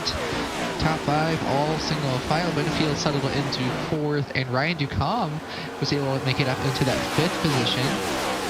So he restarted, I believe, in the 7th, up 2 spots from where he restarted. And that first battle is going to be back there with a 48. I feel like I'm always saying that, but yeah, the 48 and Hicksonbaugh as well. Hicksonbaugh through to the 7th position, the first car that did come down and top off under that last caution, so he's going to be one to watch here. At 48, not afraid of a battle. Hey, you're right. It seems like every time we go back and see the first cars to be side by side, the 48 is among them. He's been on it tonight, just real aggressive. I don't think he has the best setup necessarily, but sometimes if you're a wheel man, you don't need the fastest car. And I think Matt White is a good example of that. I mean, he is wheeling that thing phenomenal pace. Even if it looks a little tight, it seems like he has some issues getting that thing down to the bottom and sealing it to the apron like some of these guys can. But still, really just running his line and doing what he needs to do. Going to be a good points night regardless, but a few more tweaks, maybe we can see him up inside the top 5. Great run for Matt White. A little bit further up the grid, though, I do want to point out that there is a battle brewing between DeCunha and Benefield. These guys are only about 3/10 off of one another. And DeCunha has a bit of a short run car, which is the exact opposite of what Benefield has. So we can see these guys come together for a few laps at least before Benefield kind of kicks it into overdrive and that car starts up. So could be interesting up front. I mean, all these guys very evenly paced, and then a little bit further back, Robert Miller, who we know is definitely one of the fastest setups in the field. He's all the way up to 11th, back on the lead lap, trying to work his way through the grid. And he's probably looking at Adam saying, hey, if you can work your way through the field, so can I. See our ticker is displaying our lap times on the left side of your screen. Hutchison looks like he's the top of the pylon there in regards to lap time, an 82 to an 87 and an 86 in front of him. A bunch of 22.9s behind him. But you can see Sammy Bury with a good lap, 22.89 in that number 44 machine as he's cracked the top 10. So in the Sammy Bury, we're used to seeing him in that number 64 ride, but he is substituting for Randy Drumhiller this evening. So he will have that number 44 as his car tonight. Wants to have a good run in the points for Drumhiller's efforts. But guys, one thing to bring up, and this is kind of a slightly off topic, but on topic as well, is in the real world, as we talked about, Dover has been transformed into Dover International Speedway with the purchase from SMI. Looks like Bury making a move. What do you guys think about the history of Dover Motor Speedway? Do you think this track deserves to stay on the calendar for years to come? Because there's a lot of talk that this place may be on its last limbs. At least for me, I think so. You know, I don't really know a whole lot about the history of this track out there, but I just think it's a really fun track. And, you know, it doesn't always have the best racing, but it's just fun to watch the drivers go out there. And, you know, I understand they don't like it, but it's fun to go out there and watch them struggle and slip and slide. But the track, you know, we've seen it start to come apart a lot. It definitely probably needs a repave, and, you know, like I think you were saying, DL Jr. was saying this about maybe putting it to asphalt or something. That would definitely be something to look at for this track, but, you know, I think the design of it, I think it deserves to stay on the schedule, in my opinion. For me, I think my opinion of the track itself is kind of irrelevant as to whether or not I think it deserves a date right now, because for a while I feel like NASCAR as a sanctioning body has kind of been using certain tracks as a band-aid fix to a larger problem, and that problem is the racing product. For example, they removed Chicagoland from the schedule because they thought the racing product wasn't quite good enough, but I don't think Chicagoland was the problem in that situation, and there's a few other tracks they removed that I don't think were the problem. But it was the car, it was the aero package, it was the rule set that we have in place that kind of hindered the racing product. So while I feel like Dover is one of the lesser tracks in real life, at least, in terms of racing product, I think we need to first get in a place where the cars are really putting on a good show and the drivers feel comfortable with the car and they can do what they need to do with the cars before we start making any more schedule changes. Because for right now, they're making a lot of sweeping changes, and I think, let's figure out the cars first.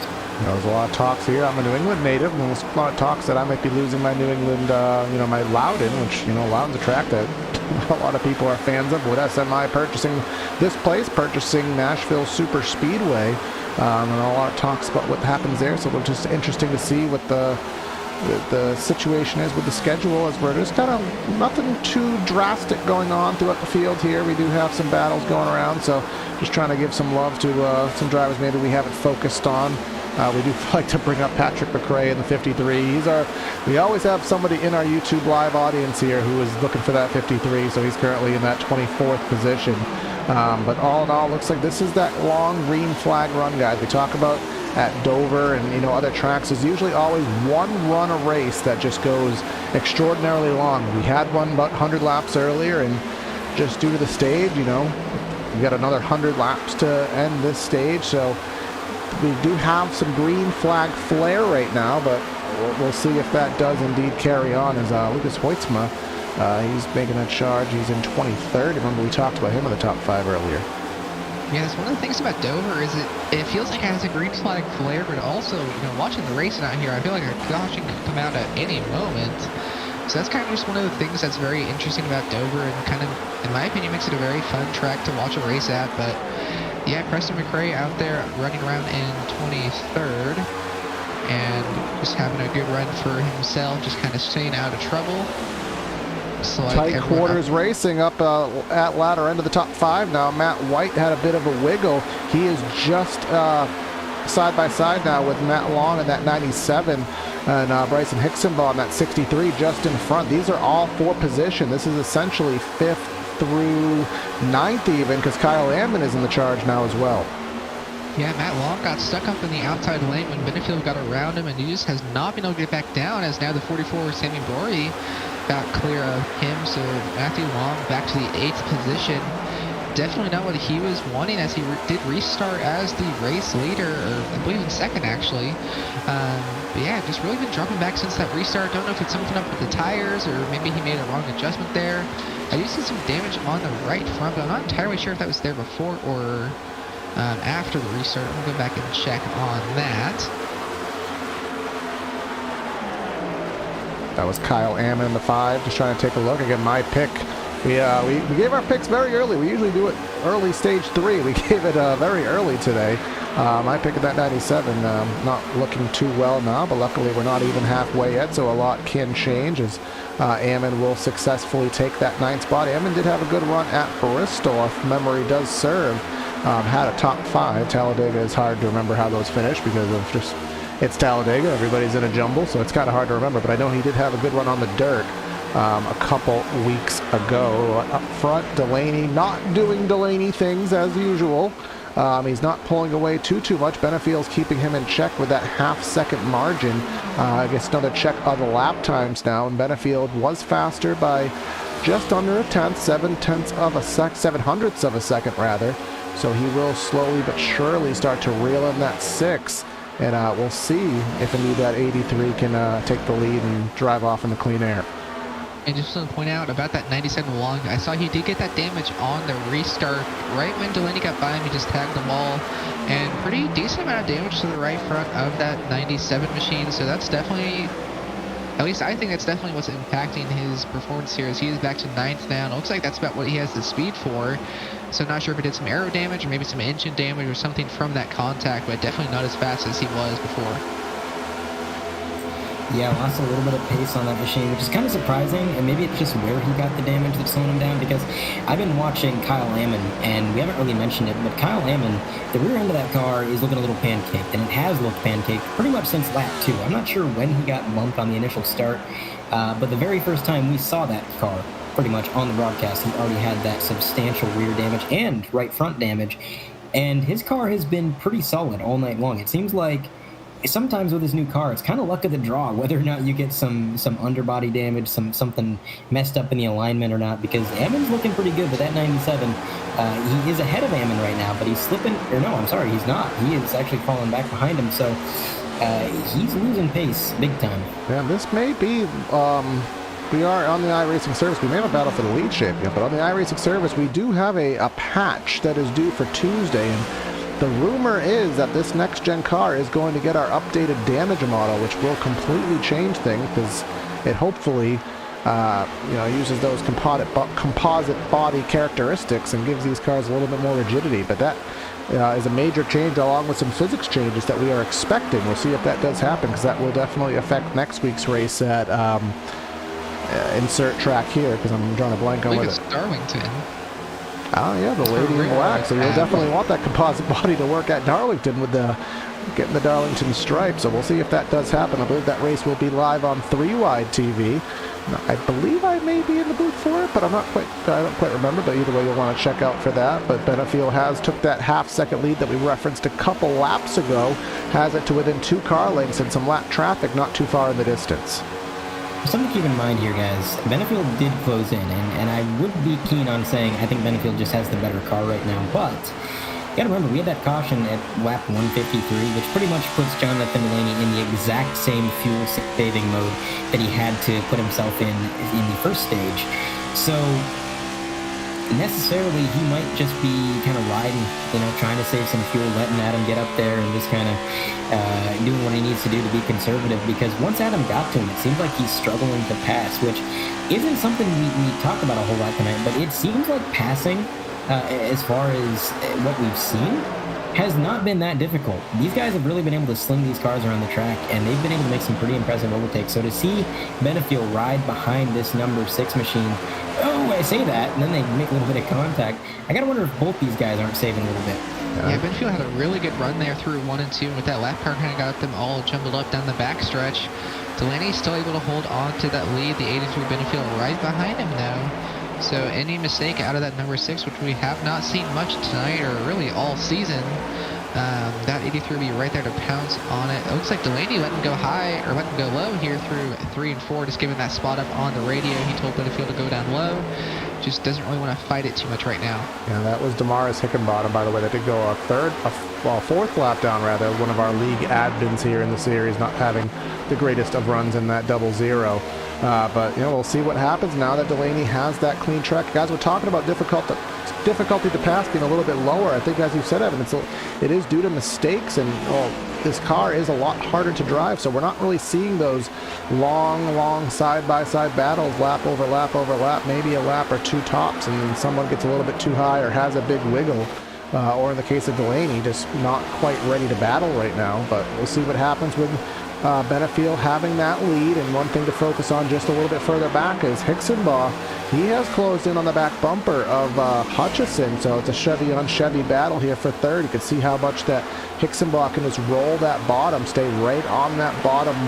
Well, it's not so much a line here, but right on the bottom of the racetrack, at least in 3 and 4. Of course, as soon as I make a call, they always run a different line to throw me off. But either way, definitely that 63 has some pace here. Now, Bryson is running this race on a, new to him, T300 wheel. It was actually sent to him by another driver in the league, Chad Edwards, who is not here tonight. He went to a concert in real life. But Bryson has actually had a force feedback failure in his old G29 wheel. And the funny thing is, Bryson wasn't even aware of the force feedback issue for the longest time. This car has so little feedback in the wheel that once it failed altogether, it was kind of like a boiling the water situation, boiling the frog in the water. It was like this car doesn't have much force feedback to begin with, and so when that subtle change of just losing it altogether hit him, he didn't even notice it. He ran a couple races, finally realized, hey, something's not right, and that was definitely a factor, I think, in his somewhat diminished performance early on in the season.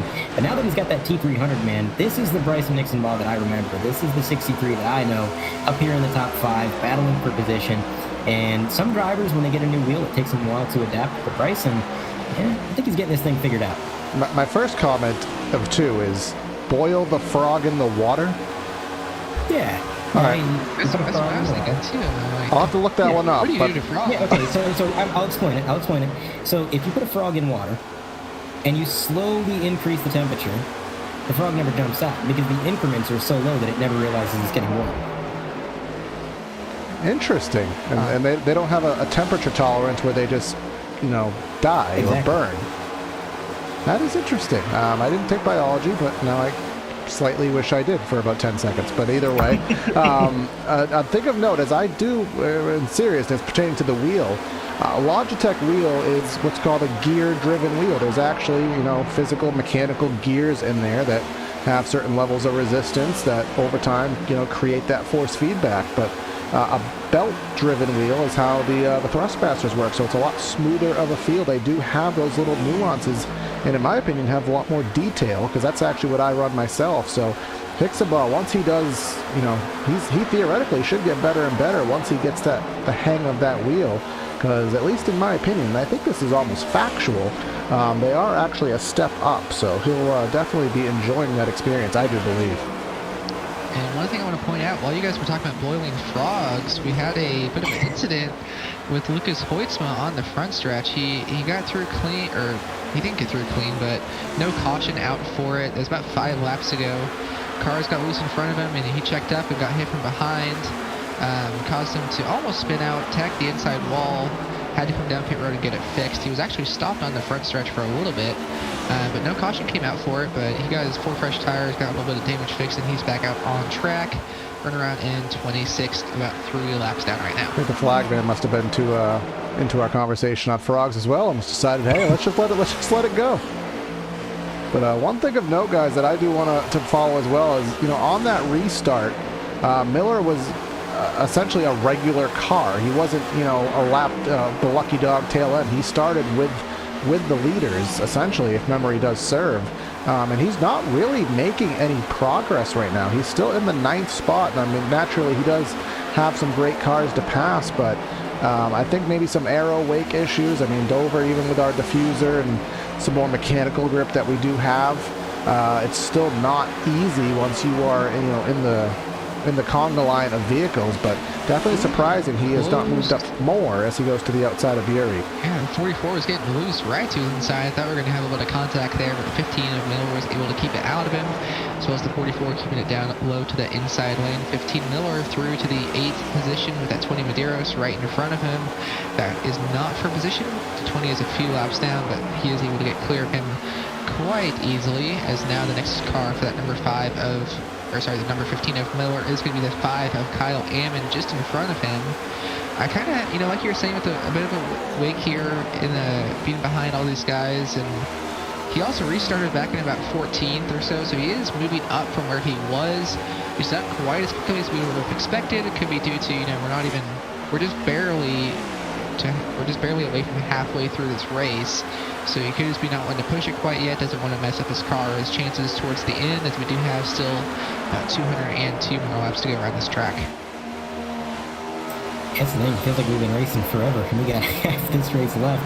And I think these long green flag stints are what's making this race, ironically, even though it's going by quicker than if we were getting yellows, it almost feels more taxing, especially for these drivers who really haven't had that many opportunities to take a breather and take it easy. We heard Cameron Stone in his interview mention that at Dover, you're turning the car for pretty much more than half the lap. The corners are very wide and sweeping, so depending on your force feedback settings, this track can be an absolute workout to navigate. And man, oh man, the long green flag runs we've had, I can imagine there's a few drivers getting a little tired behind the wheel. I think this is probably as good of a time as ever, because we may have some pit stops later, we may not, so I think this is probably as good a time as ever, as we are just past the halfway point.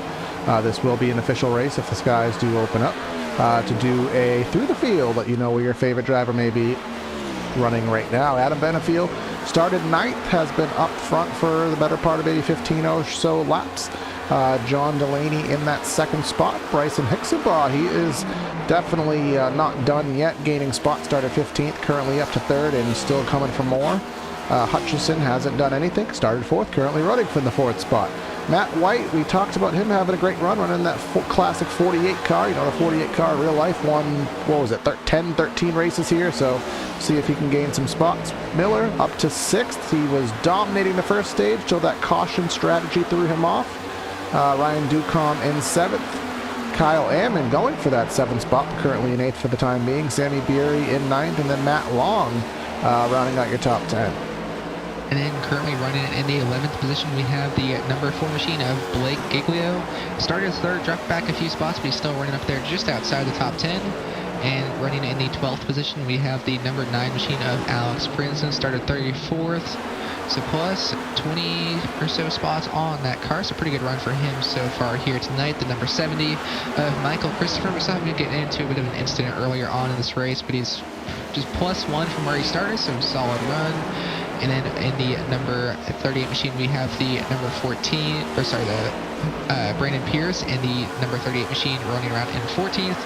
Last car in the lead lap, and then first car 1 lap down, we have the number 24 of Kevin Steele in that 15th position. And then we have Dalton Mobley in 16th, Patrick Mache in 17th, and then we have Jason Taylor in 18th, right where he started. Running around in 19th, we have the 81 machine of Josh Ward, and rounding at the top 20 and first car 2 laps down is Corey Saucier. And this one's from McRae Nation out there. Anybody rooting for the 53? Preston McRae has moved up. My iRacing just crashed. Into 21st. I believe we're experiencing some technical difficulties, but we'll go radio style broadcast for a moment. No big deal. Preston McRae, P21. Justin Boyles, 22nd. Taylor Stout, 23rd. Cody Berg bringing it home, P24 right now, at least. Lucas Hoitzma, P25 after a myriad of issues. Devin Medeiros, after that incident not too long ago, he's 26th. Damaris Hickenbottom in 27th. Chad Sander, 28th. Damian A. Sorenze is going to be P29 and bringing it home 30th at the moment, Nolan Hodgson. And last car still out there on the track is going to be that number 51 of Jason Baker, running around in 31st. And then rest of the field, the guys behind the garage, 32nd through 37th. We have Tanner Marty, Jordan Sailors, Raymond Root, Duke in that 78 machine, Dave Hughes Jr. in the 14, and Cameron Stone in that number 57, rounding out the field in the 37th position.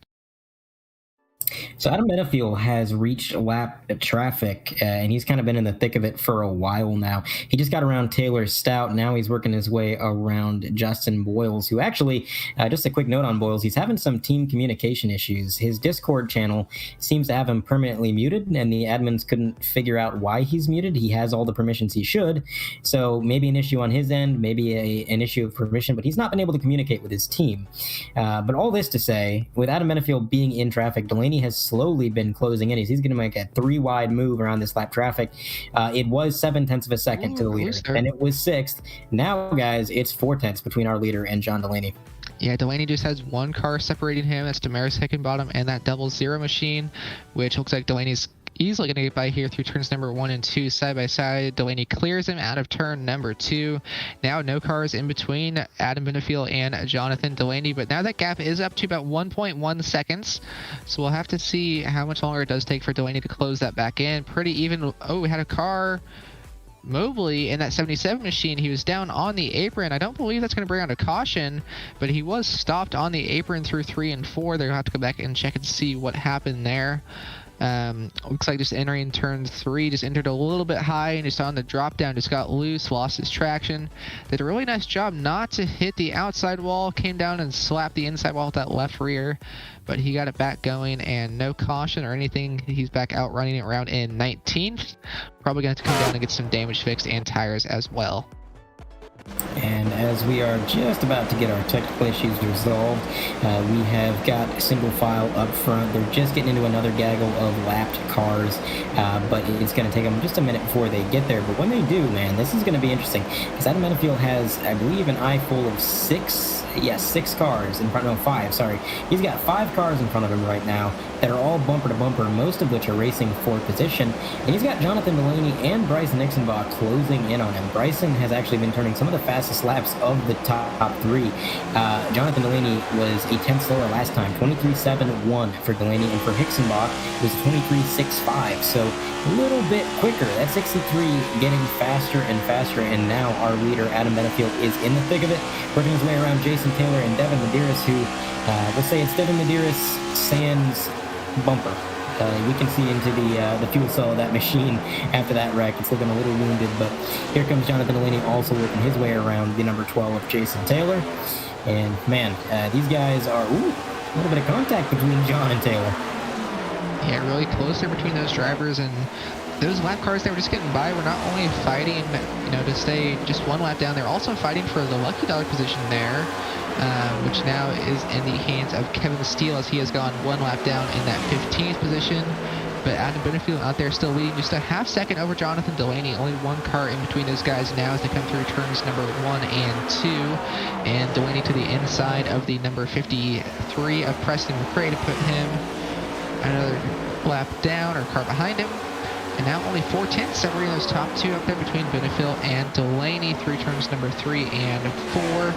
Coming to just about 32 laps to go in this stage.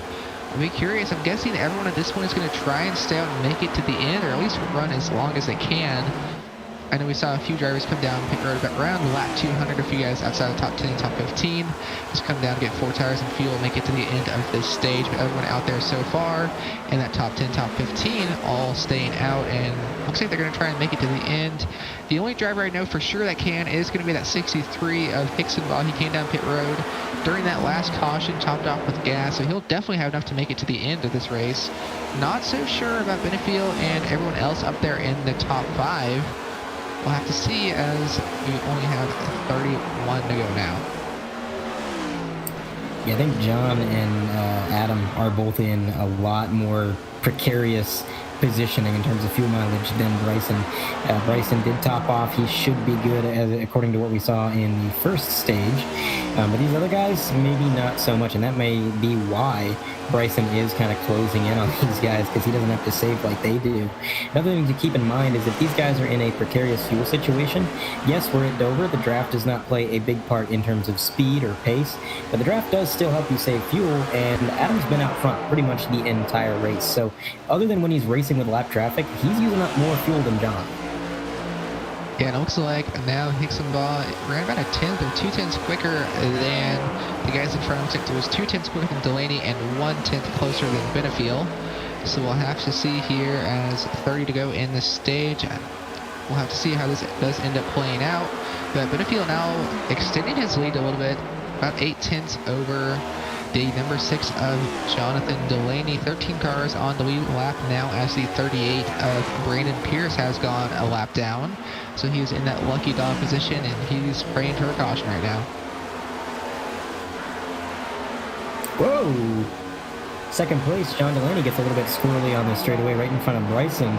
He's able to get that thing corrected, but that thing just snapped on him. It was a very weird situation because it wasn't really corner exit. It was kind of when he was already established on the straightaway, the thing kind of snapped around, which allowed Bryson to close in a little bit more, and now he's there. I mean, Bryson's on the bumper, and it's just going to be a matter of waiting for the right opportunity. Yeah, I've been watching Delaney the last few laps in here, and he's been really loose on corner exit.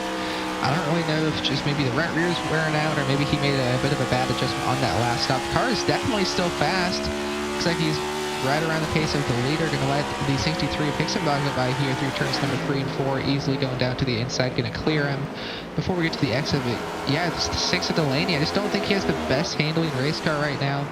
We'll have to see on this next pit stop if we can come down, maybe lower that right rear air pressure a little bit, or make a wedge adjustment, just try and get that car back out there and back into the track a little bit. Don't look now, guys, but the fastest car on track consistently has actually been Robert Miller in 4th. You can see lap times there, 23.852. Leader actually set a 23.804, so a little bit quicker that time. Hicksonbaugh with a 23.6 last time around. That is a blazing lap, but regardless, even if these lap times are now going to flip-flop and then prove me a liar, the number 15 has closed in from about 7 seconds back and now to right around 4 seconds. So he is steadily reeling these guys in, and by the time we get to the end of the stage, if the pit sequence plays out where they can make it, he may get there.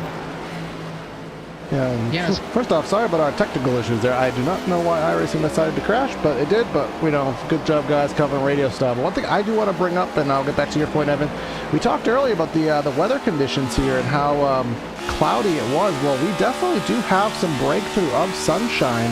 You can see here on through 3 and 4, definitely in some brighter conditions. That will warm the track up just a little bit. Now, it is concrete, as we said, so it's not super reactive to temperature. But any difference is definitely going to be noticed in some capacity. Yeah, track temp still 86 out there, 77 air temperature. But yeah, what I was going to say about Miller was just the last time we talked about him, he was in like 8th or 9th, and I kind of wasn't really watching him that much. But like Andre was saying, he's back up into that 4th position, just inside the top 5, running equal to sometimes a little bit better than the leaders in front of him. I don't think he has enough to catch him in this next 20 laps. I don't even know if he'll catch the 3rd place Delaney, but he's definitely going to have something for him on the start of stage 3 and for the rest of this race, which is really what he needed just to get back up there and get back into contention. Man, this gaggle of cars in front of our leader is pretty scary. Numerous cars running different lines right in front of him. Adam Benefiel has a windshield full of Josh Ward. Damaris Hickenbottom. Damaris is going to go to the top of the track, and it looks like Ward's going to take a bit of a lower line, but he's going to get around them both regardless. Now he's got to get around Chad Sander, Lucas Hoytsma, Corey Saucier right there in the 18 ahead of him. So if he's not going to pit, he's going to have a lot of cars to deal with. But if he is going to pit, I would say now's the time, because sometimes it's better just to come down pit road and kind of save yourself the hassle of even dealing with traffic.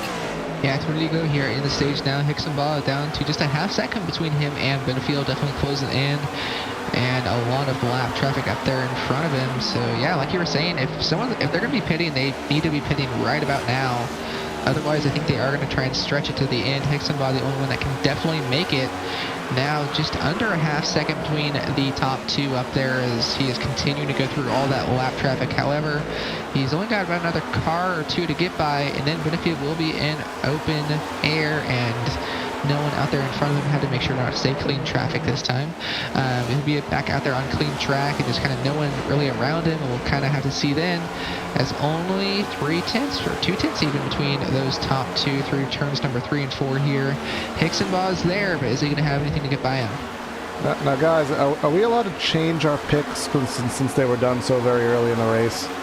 You can, but I'm not changing mine. All right. Well, I want to go with my normal manufacturer and take that 63. Now the 15 is still back in it. I'm still a little bit worried, but that green machine of Bryson Hixenbaugh, I think I have to go with him right now. And the leader is going to get woed up here with Lucas Hoytsma. That is going to definitely stunt his run off of 4 for Benefield. That's going to work into Hixenbaugh's favor.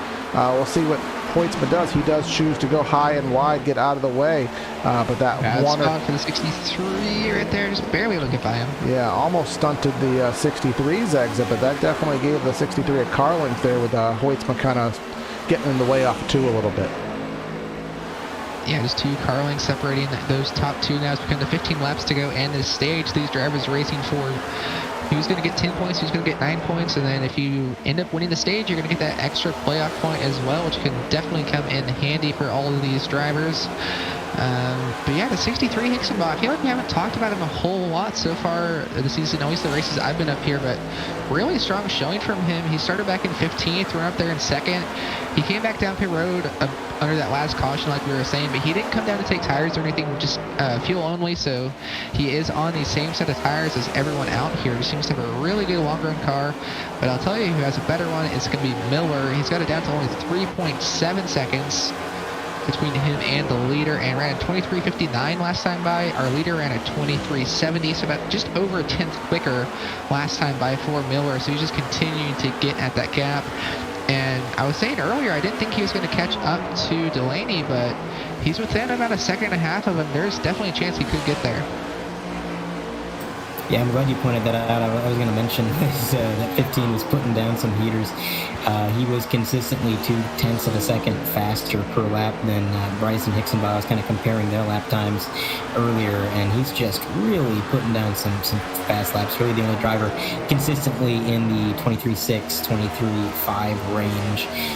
And he is closing that gap to Jonathan Delaney. Running out of time, the clock is definitely not on his side, but it's been a good comeback regardless. Even if he doesn't get there before the end of this stage, you got to think he's going to go into the next stage with some really good track position and kind of equal footing now. He's been kind of playing catch up, trying to make up for that mistake earlier in the race, but I think he's made up for that mistake, and once we get that fresh restart, we rack him and stack him for stage 3, he's going to have a good shot at this. And I do want to point out, I believe we were miscalculating on the stage. I believe this is coming to the stage end. As I see, the league admins did close pit lane, so I believe Adam Benefield did just win the stage. We'll have to see here if the caution does end up coming out as he just crossed the line. Once he is slowing down. All right.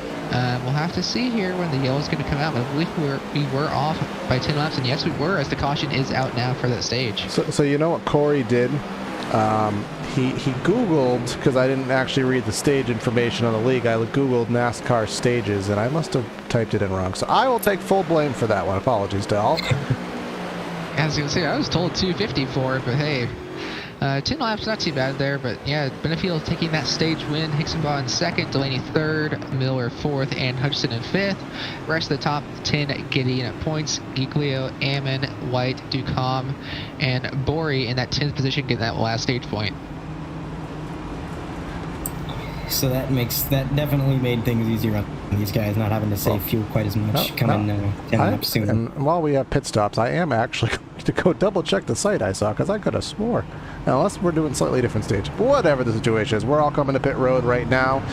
It'll give us about 155 to go, which will certainly be one pit stop more if we do have the caution flag rear its ugly head, which towards the end of the race would be kind of expected.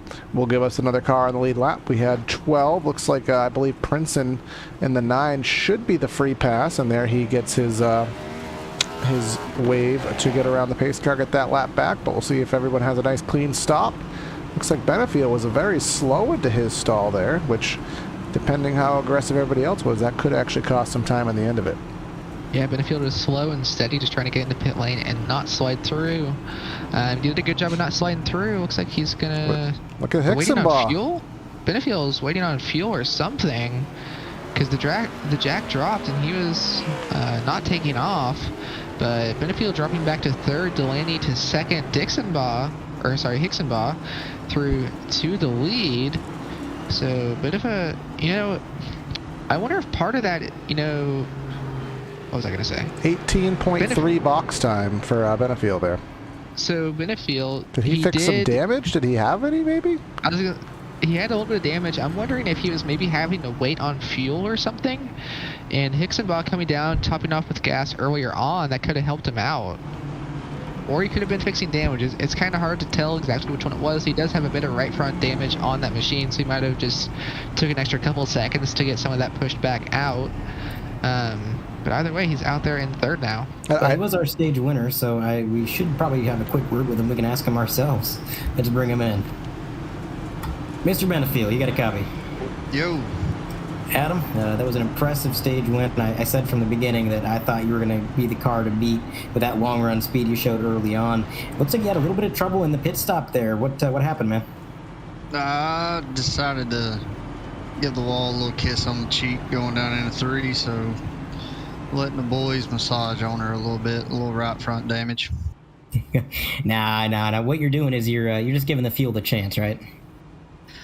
Well, let's not get ahead of ourselves here. It ain't been the greatest season. We'll take what we can get right now, one lap at a time.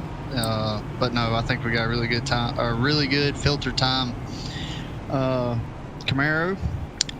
Hopefully we can finally put all the pieces of the puzzle together and at least walk out here with the top 3. Maybe a win if we play the cards right. I know Robert's pretty fast, and my Team Conti, legit Team Conti teammate, B Hicks is, similar cars. So those two will be tough to beat, but we'll see what happens.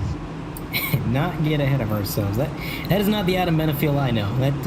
What have they done to you, Adam? Well, I do wake up in the morning and piss excellence. There we go. All right, Adam, we'll put you back up with your team. Good luck with the rest of the race, bud. Thanks, man.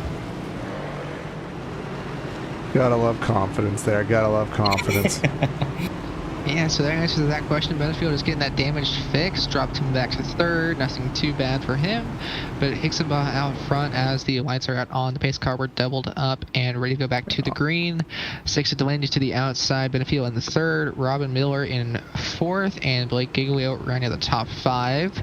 As we come down the back straightaway, going to have to watch here on the restart if the 6 at Delaney can kind of hang in on that outside lane, or what is going to happen with that. It's going to drop back to third. But we're getting ready to come through turns number 3 and 4 here now. And I do want, as I call this restart, I do want to say I did look up on J-Ski, and the official series for tomorrow will be ending the stage on 250. So I was wrong for the league, but I was right in reality. So let's take that for what it is. But either way, the 63 really slow and checked up restart there. Very interesting. The 15 was almost 3 wide to the outside of Delaney there, but regardless, we're back up and going. Hixenbaugh has about a car length lead over Delaney, and looks like the 15 will clear Benefield to retain the third spot. Once again, first battle with that 48 of Matt White. He was up in the outside lane trying to get a run on the 4 of Blake Giglio. Was not able to do so. Everyone up there single file now. Looks like the 4 of Giglio is looking underneath the 54 of Hutchison there through 3 and 4. Not able to make anything happen there, but back out front. Hixenbaugh and that 63 not quite able to pull away any actually from Delaney. As Delaney has a really good run there out of turn 2, right to the back bumper. Not going to be able to make anything happen through 3 and 4 this time by, but just going to try and inch up just a little bit closer, and he does do so. You got through the center of 3 and 4 really good there through turns number 3 and 4 down the front straightaway now, down into turns number 1 and 2, and pretty even there. Looks like that 6 of Delaney can just really get through that center really good. And the rotation is where Delaney has been strong all night long. 3 cars under a blanket for the lead. I think Delaney has to be aggressive right now. I don't think he's got the best long run car. That has been proven. And Adam made a good point. Bryson Hixenbaugh and Adam Benefield are not teammates in the league, but they are teammates at Team Conti for the esports side of things here on the service. So they do have very similar setups, meaning both of these cars will be fast in the long run. And so John knows that. He knows that if he doesn't strike while the iron's hot, he might find himself on the back pedal and having to try to make up some time later. And it's just going to get harder and harder to do so. And he bleeds another position right there to the number 15, who's going to move up to the bumper of our leader, Bryson Hixenbaugh. And it's going to be a battle here because, man, that 15 may be the fastest car on the track. Bryson is no stranger to playing defense. Hey, Robin Miller was kind of the main driver that we were able to see really pull away.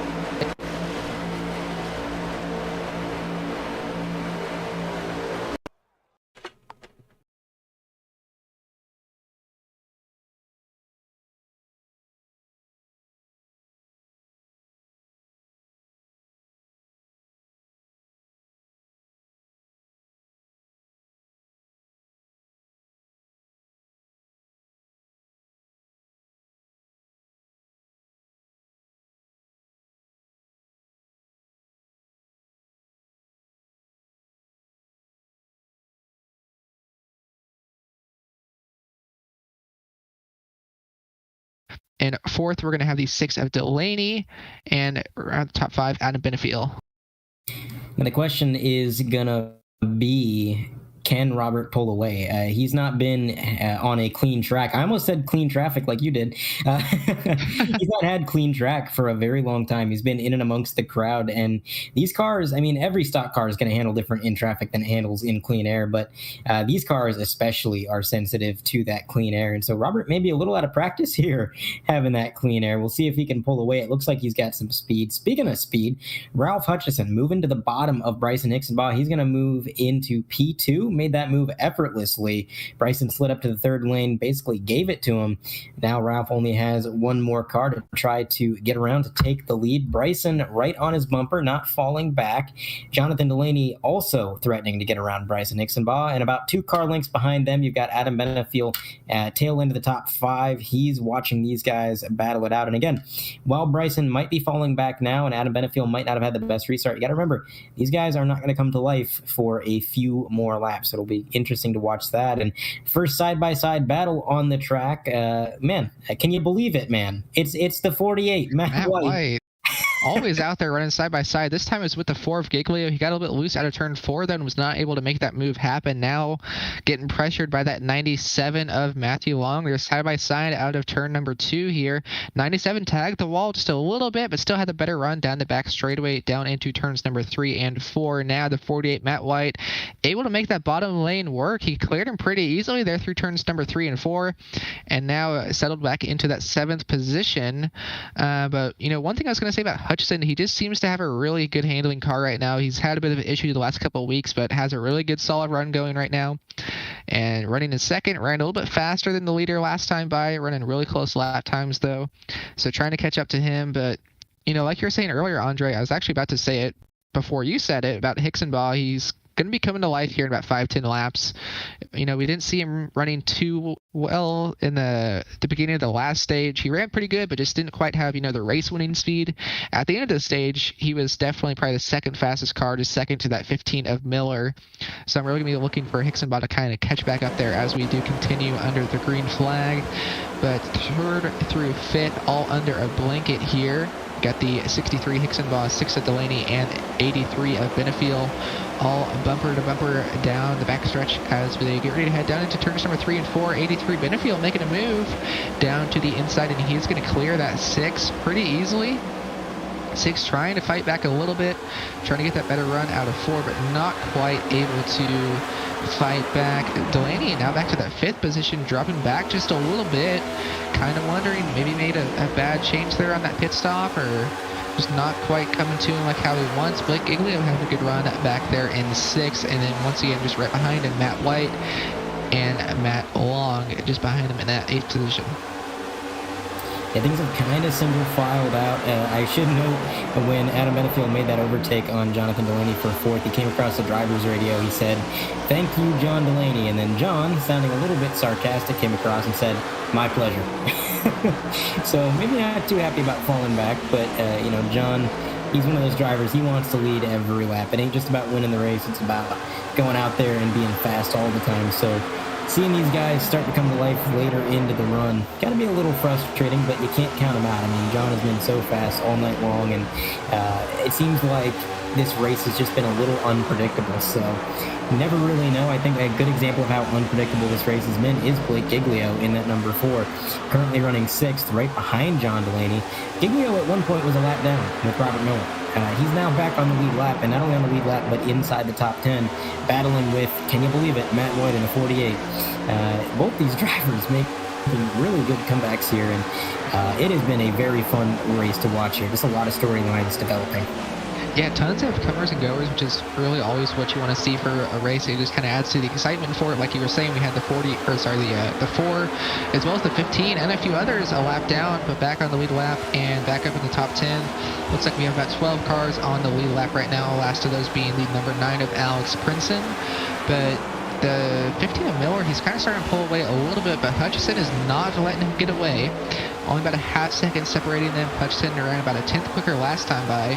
That time at the stripe, it was another about 300ths quicker for Hutchison, so he is catching up there. I just don't know if Hutchison quite has the long run car he needs for this to win the race, but he definitely is getting up there and has a pretty strong short run car. He restarted back there, I believe, in 3rd and got up to 2nd. Now we're trying to run down the leader, as it looks like Adam Benefield in 4th, still hanging on there. Everyone else in the top 10 all kind of staying the same. Everyone's kind of starting to get a bit of a gap between them, as we have just about 135 laps to go. 89 of Taylor Stout had a bit of an issue out of turn number 4. Got a little bit loose, but managed to hang on to it. We're going to stay green here. And, you know, this, like I was saying earlier, the thing about Dover is this has the field where it could run green, but with how people are racing, it could also have a caution at any moment. So I really don't know how tonight is going to end up finishing. You know, I'd love to see it go green to the end, create some strategies with when do you pit and all that stuff, but either way, we're on for a really good show here tonight, and going to finish it up here at the Dover Motor Speedway. Just another 133 laps to go, it looks like, so should be over here shortly, but really fun race here so far. This guy's putting on a great show. And our leader finally makes it to lap traffic, which is bad news for Kevin Steele. Steele is currently running in the 13th position. He was the Lucky Dog recipient, but if the leader is able to catch up to Alex Princeton, who's not far ahead of him, I believe about a corner or two, that is going to take him out of the Lucky Dog. So we'll have to wait and see how that plays out. Either way, the lap traffic is going to be much more, I would say, impactful on the race for the lead than it will be for the Lucky Dog, because the 54 has been pretty good at navigating lap traffic, and some of these cars up here that are about to go a lap down within the next few laps, they are affiliated with LDR, so you know they're going to maybe give Ralph a little bit of an easier time than they're going to give Robert. Do a little bit of teamwork there, so it's about to get interesting. And behind Robert and behind Ralph Hutchison, you've got Bryce Nixonbaugh, Adam Benefield. These cars are finally starting to pick up the pace. Benefield's in 4th. He's reeling in Bryce and Nixonbaugh, and again, we're kind of seeing a mirror image here of the last stint where the Team Conti cars and Bryce Nixonbaugh, they just kind of pick up the pace late in the run. Yeah, same we saw in the second burst for all of these guys out here, but another thing you're saying about all the lap traffic out there, it's always going to be harder for the leader to get by than anyone else, especially for the cars that are on the lead lap going their first lap down, because they're racing the leader to stay on the lead lap, but after that, it really doesn't matter all that too much if that second place guy gets by you. So you're going to really be fighting Miller hard here, and that's going to really kind of just slow him down, allow Hutchison to catch up. But last time by, Miller was about 700ths quicker, so kind of starting to even out a little bit here and lean towards Miller, but Nixonbaugh and Benefield, like you were saying, Benefield is actually the fastest car on the track that last time by. Looks like Bryce and Nixonbaugh going to give him the inside here through turns number 1 and 2. It's going to allow Benefield to get through and through to some clean air. So we'll kind of have to see here. Only 1.7 seconds separating him and the race leader. So not too far off for any of the top 3. It's anyone's race at this point, going to 125 laps to go here in just another lap or 2. It was an easy overtake for Benefield. Bryson didn't really put up much of a fight for it, so that's going to put Benefield on the podium, and he is, like you mentioned, the fastest, if not one of the fastest cars on the track, and he is slowly reeling in Ralph Hutchison with a little bit of help from the lap traffic, so that'll be interesting to watch that develop. Just kind of scanning through the field, I'm seeing a lot of single file, but one battle that hasn't gone anywhere is Blake Giglio and John Delaney. These two drivers have pretty much been bumper to bumper since the last time we were looking through the field. It's been a handful of laps. They're still together, and Blake just hasn't quite had the opportunity to pass. And that is one thing about John. He can be a very consistent driver when he needs to be. And earlier when we were talking about overtaking, you had mentioned, Evan, that a lot of it comes down to the driver in front of you making a mistake. And yeah, a lot of drivers out here making mistakes. John does not appear to be one of them. Yeah, making mistakes as well as, like I was touching on earlier, about the kind of bit of a Dover etiquette, which just, not putting up too much of a fight. That's, I wouldn't say it's completely out the window now. It's mostly out the window. It's halfway out, just waiting for that last shove to get it completely out of the window. We saw it earlier with the 63 just a few laps ago, was able to just let the 83 Benefield go by. That might be the last time we'd have seen tonight out of something for track position, because, at this point it's getting down to crunch time where you just got to go and take what you can get and no giving anything away. Leaders working their way around a little bit more lap track. 51 still on track. They had to kind of move low around him. Number 15, Robert Miller, just got around Devin Medeiros. Now it's going to be up to Ralph to try to emulate that.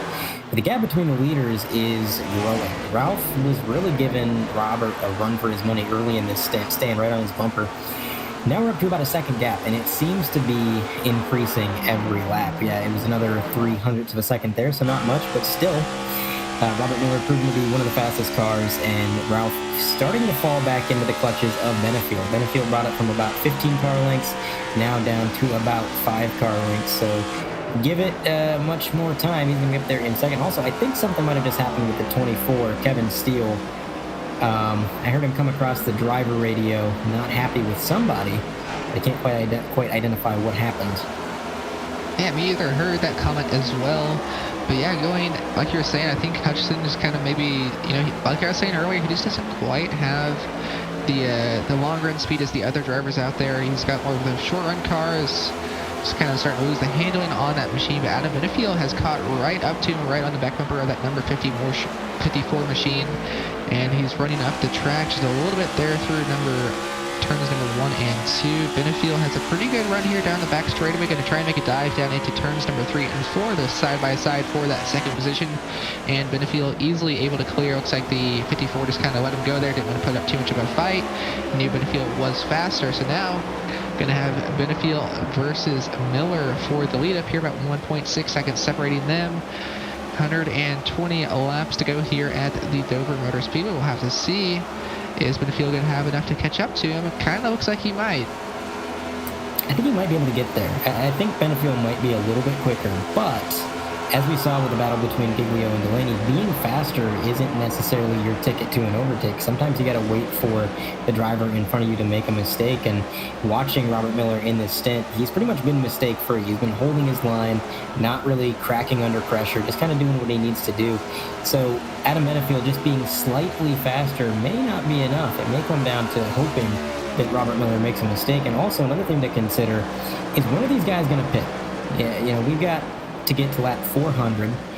They can pretty much pit, I would say, anytime after lap 310 and make it to the end, although some may try to stretch that even further.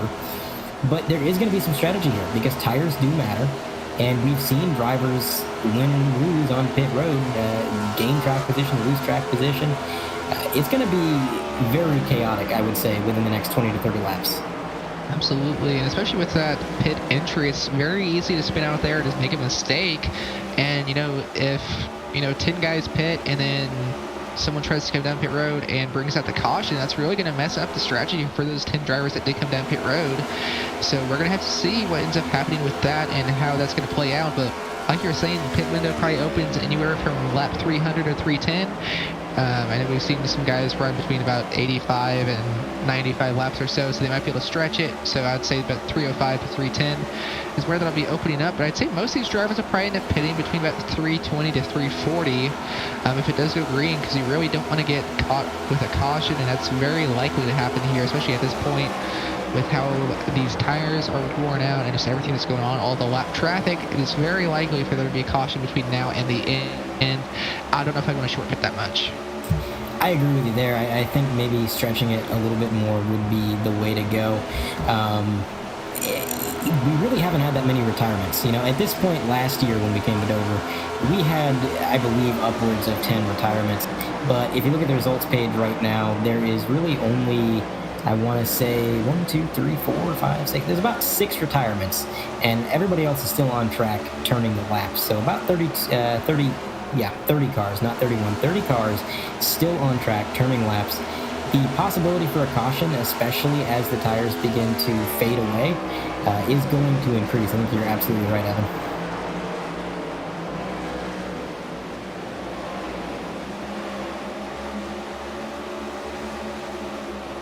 I believe we are having a little bit more technical difficulty. The broadcast feed on our end has gone down, but it is up. Okay. Except we're just trying to maximize our resources and make sure that it doesn't happen again. But Robert Miller is still out there, about 1.6 seconds over the leader, over second place, Adam Benefiel. Pretty equal lap times. Looks like one will be faster one lap, and then the next lap the other one will be faster. So staying right about that 1.6 second mark. But Miller is starting to come up on a little bit more lap traffic. The next one is going to be the 13 of Bird, and that Bush machine coming out of turn number 2. Just a couple car lengths between those drivers out there, and we'll have to see how that does end up affecting Miller and this lap track, or the rest of the traffic out there. As it looks like Corey Saucier has taken his car behind the wall. He was in 29th. I'm trying to see what happened there with that, but definitely going to take that car behind the wall, and his night is going to be over. Unfortunate for him. He was running around, and it looks like the 19th position, but now 15 laps down in 29th and behind the wall. Unfortunate end to his night as Adam Benefiel works his way around another lapped car there. And you mentioned the lap times kind of going back and forth, trading off. I think a lot of that does come down to lap traffic. One lap you might have a clean track, the next lap you don't. But overall, I think Adam is just a tick faster when they both have clean track. The issue is it's not happening very often for either of them.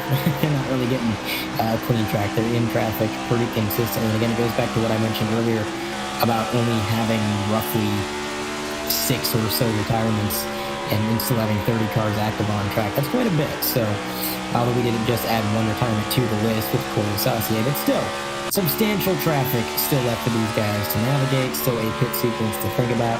The leader got around Cody Bird. Now Adam Benefiel has to do the same. Cody a little bit squirrely coming out of turn 2. And that's going to be a bit of a scary sight for Adam, but he's going to dive down to the bottom, get around, no problem. Cody does a good job holding his line up there. And now no cars separating 1 and 2, although I'm not sure how long that's going to last. We got 2 more cars within striking distance up there. So this is got to be bordering on one of the longest green flag runs we've had so far, am I wrong? Yeah, absolutely. We got about 53 laps here on this run so far. I think we ran about that much, maybe another 20 or 30 on that last run, but it's definitely getting pretty close to that amount. Last time by, they both had pretty clear track, and it looks like Miller was about a half a tenth quicker. We'll see this time by as they did absolutely both have clear track. Miller ran a 23.63 and a 23.67 to Benefiel, so just a tick faster for Miller in clean traffic there, or clean air. Not clean traffic, clean track out there for Miller, but now he's getting into a little bit of traffic, and another 3 cars in front of him, the 77 of Mobley, 46 of Mouchet, as well as the 53 of Preston McRae, all right there in front of our leader that Miller is going to have to get by. Just 1 car in between the 83 Benefiel and our leader now. That's going to be the 38 of Brandon Pierce. Just right in between those guys, hanging right around the 15, as now Miller was able to get by a couple of those lapped cars, so just now only 1 car in front of him. Then after that, he's got some pretty clean track out there. 55 laps completed on the stint. Pit window should be opening up here in about 5 to 10 laps, so might see some guys come down pit road, but I'd say the majority are probably going to run another 20 or 30 laps. I would have to agree. I think they're going to stretch it out if they can, just because of how long this green flag run has been. You got to think they're anticipating a caution any moment. You really kind of, a little bit of smoke on the track there. I think somebody might have got sideways, but you really nailed it, Evan.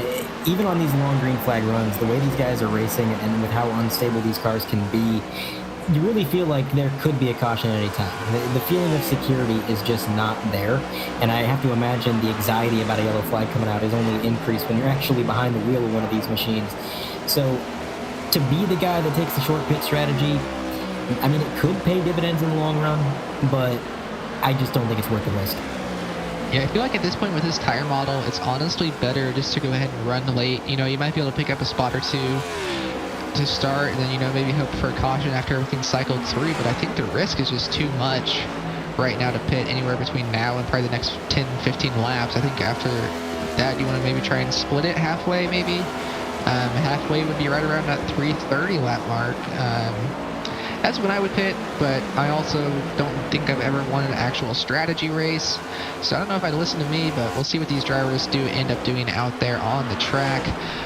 Miller lost a little bit of his lead to Benefield. Benefield ran about a 4/hundredths quicker last time by.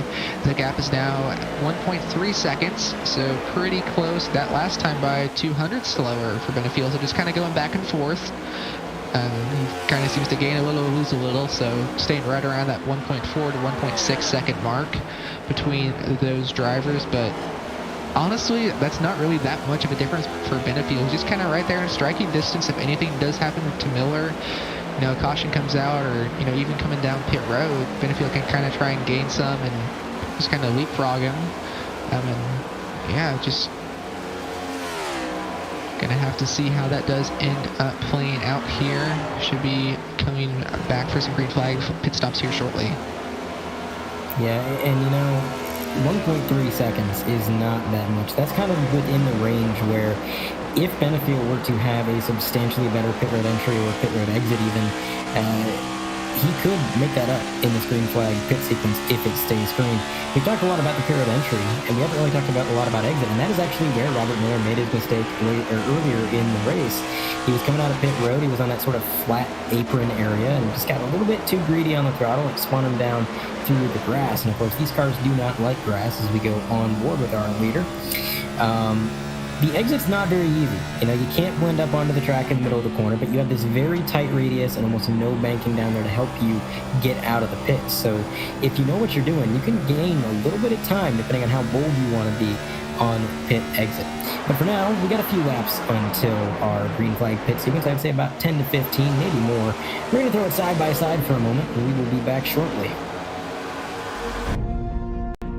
Yep.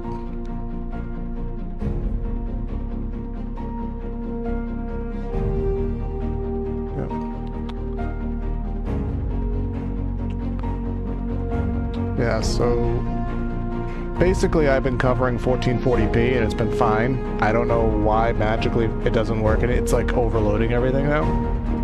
So I've had to like streamline everything because it'll, like, my CPU was like 100% pegged and it never is. So I don't know what is.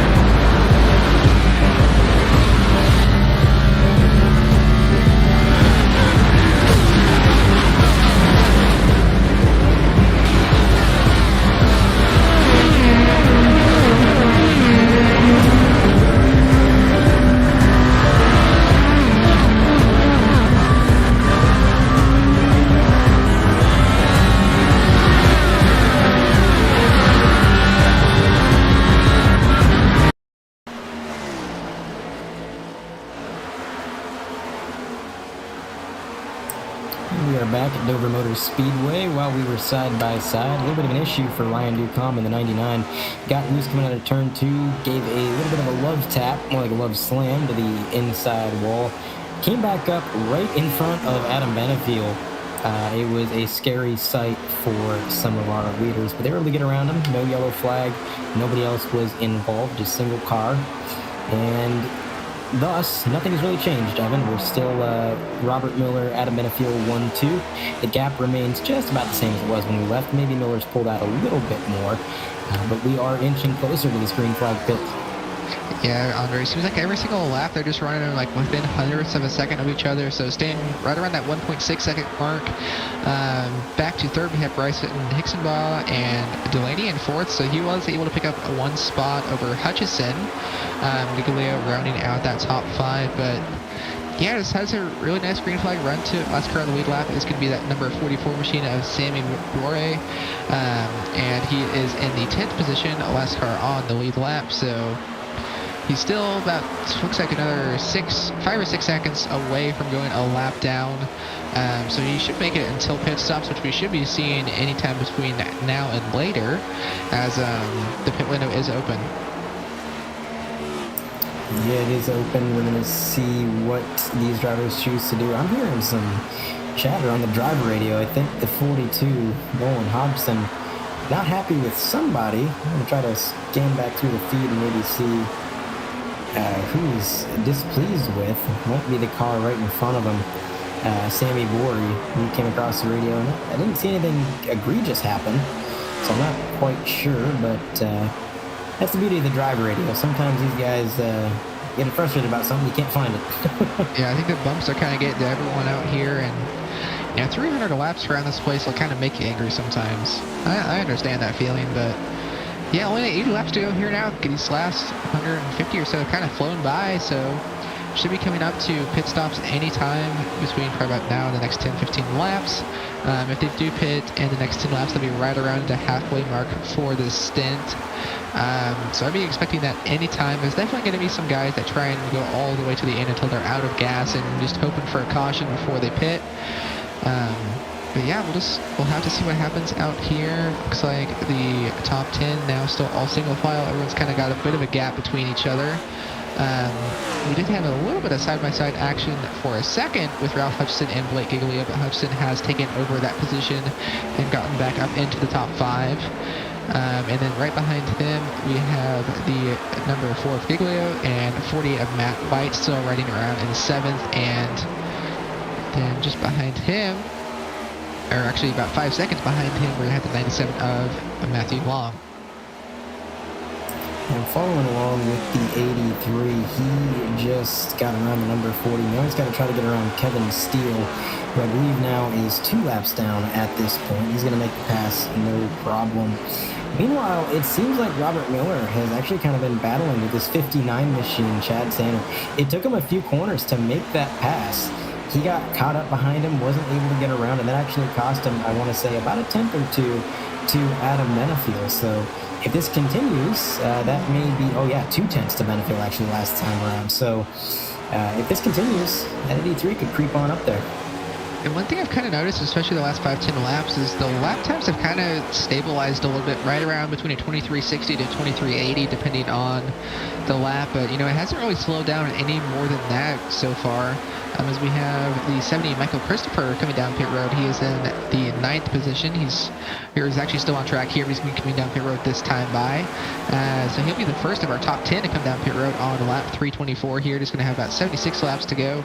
So this definitely is going to bring some people down pit road, as we saw him kind of lock the rears up a little bit there. Just barely made pit road speed, almost got a little bit loose down on entry. 53 Preston McRae coming down pit road as well. Definitely going to start to see some of these guys coming down. Yeah, looks like number 53, Preston McRae. He's going to make his way down pit road. Going back to the stabilized lap times you were talking about there, Evan,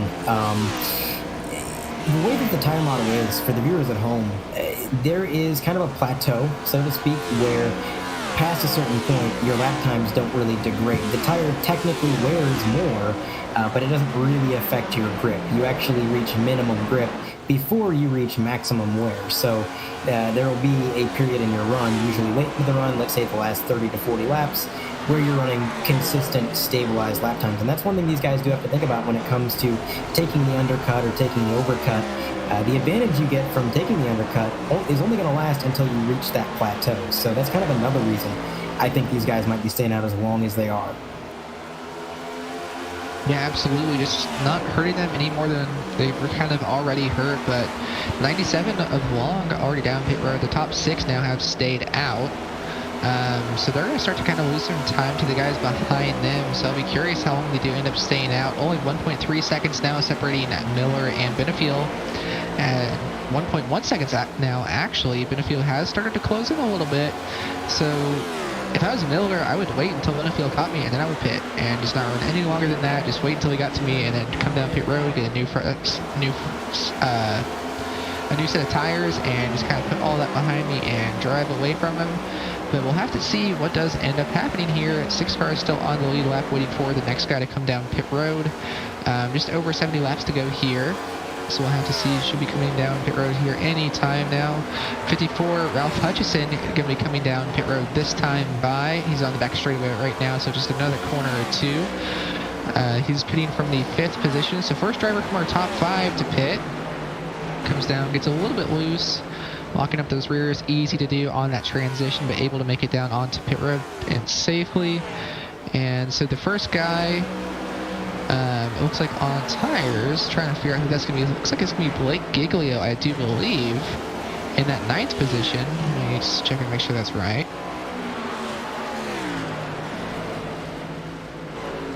Oh, somebody missed the pits. I think that might have been Holtzman. It was Lucas Holtzman missed. It was somebody else as well behind him. Yeah, Holtzman just tried a little bit too late, got loose, and then locked up the front tires, and either he's going to hit the tire barrier or just keep on and try again. And he chose to try again, as well as Josh Ward in that 81 had the same issue. So, you know, this is the longest they've ran and tried to come down pit road, as well as Robin Miller coming down pit road this time by. He's getting ready to come through turns number 3 and 4 now, going to peel off on to pit road. A little bit squirrely in the corner there. Not sure he's going to make it down to pit road speed. We'll have to see. Robert Miller, he made it on to pit road. I don't know if he made it to the speed. We'll have to see if he does get that speeding penalty. Benefield staying out another lap. Benefield coming down this time. So just staying out 1 extra lap. We're going to have a little bit fresher tires, but we'll see what the gap is that he's going to lose. Probably about a second or so. So nothing too bad. Wreck on the front stretch. Oh, no. Yellow flag. Big wreck on the front stretch. Couple cars involved. Long involved, trying to see who that other driver is in front of him. You've got to be kidding me. Looks like Ryan DeCunha, I think, is well involved in that, but it all started with that 97. Coming out of turn number 4, just pancakes the wall and bounced him right down to the inside. Hard hit for that driver. Right back out into the 99 of DeCunha. That was... I mean, he got ejected off that wall.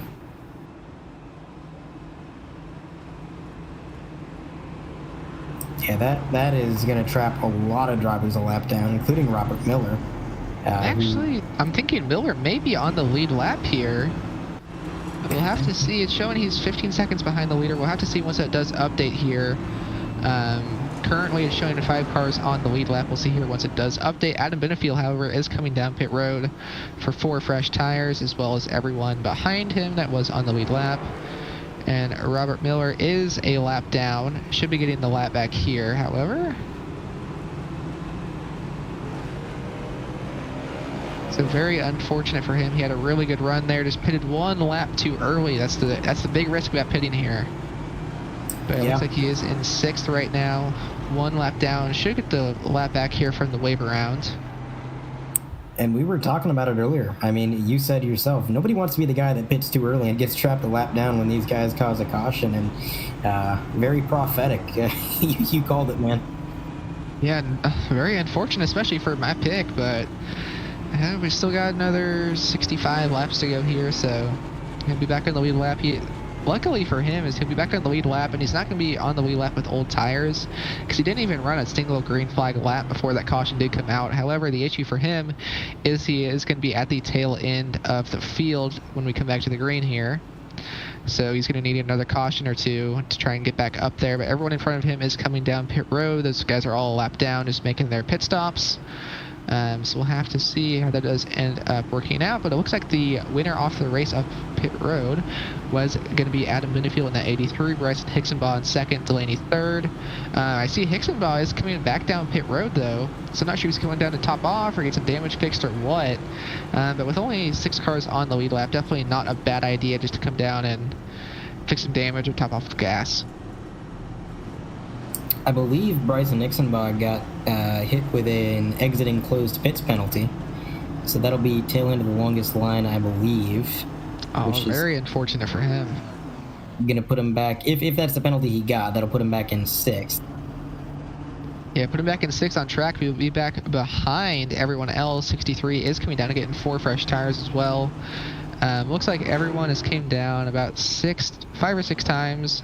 So everyone still has another 4 to 5 sets of tires in the fuel, or 4 or 5 sets of tires in the pits. So definitely not going to have to worry about that. I don't really see them going through 5 sets in the next, 60 laps. But I've seen crazier things. Robert Miller back on the lead lap, but like you said, he's going to be tail end of the field here. A lot of traffic to try to work through. He's going to be open for another caution to try to maybe get some track position and help him out in that regard. But a lot of cars in front of our current race leader, Adam Benefield. These drivers, I believe, are going to be trying to get a wave around.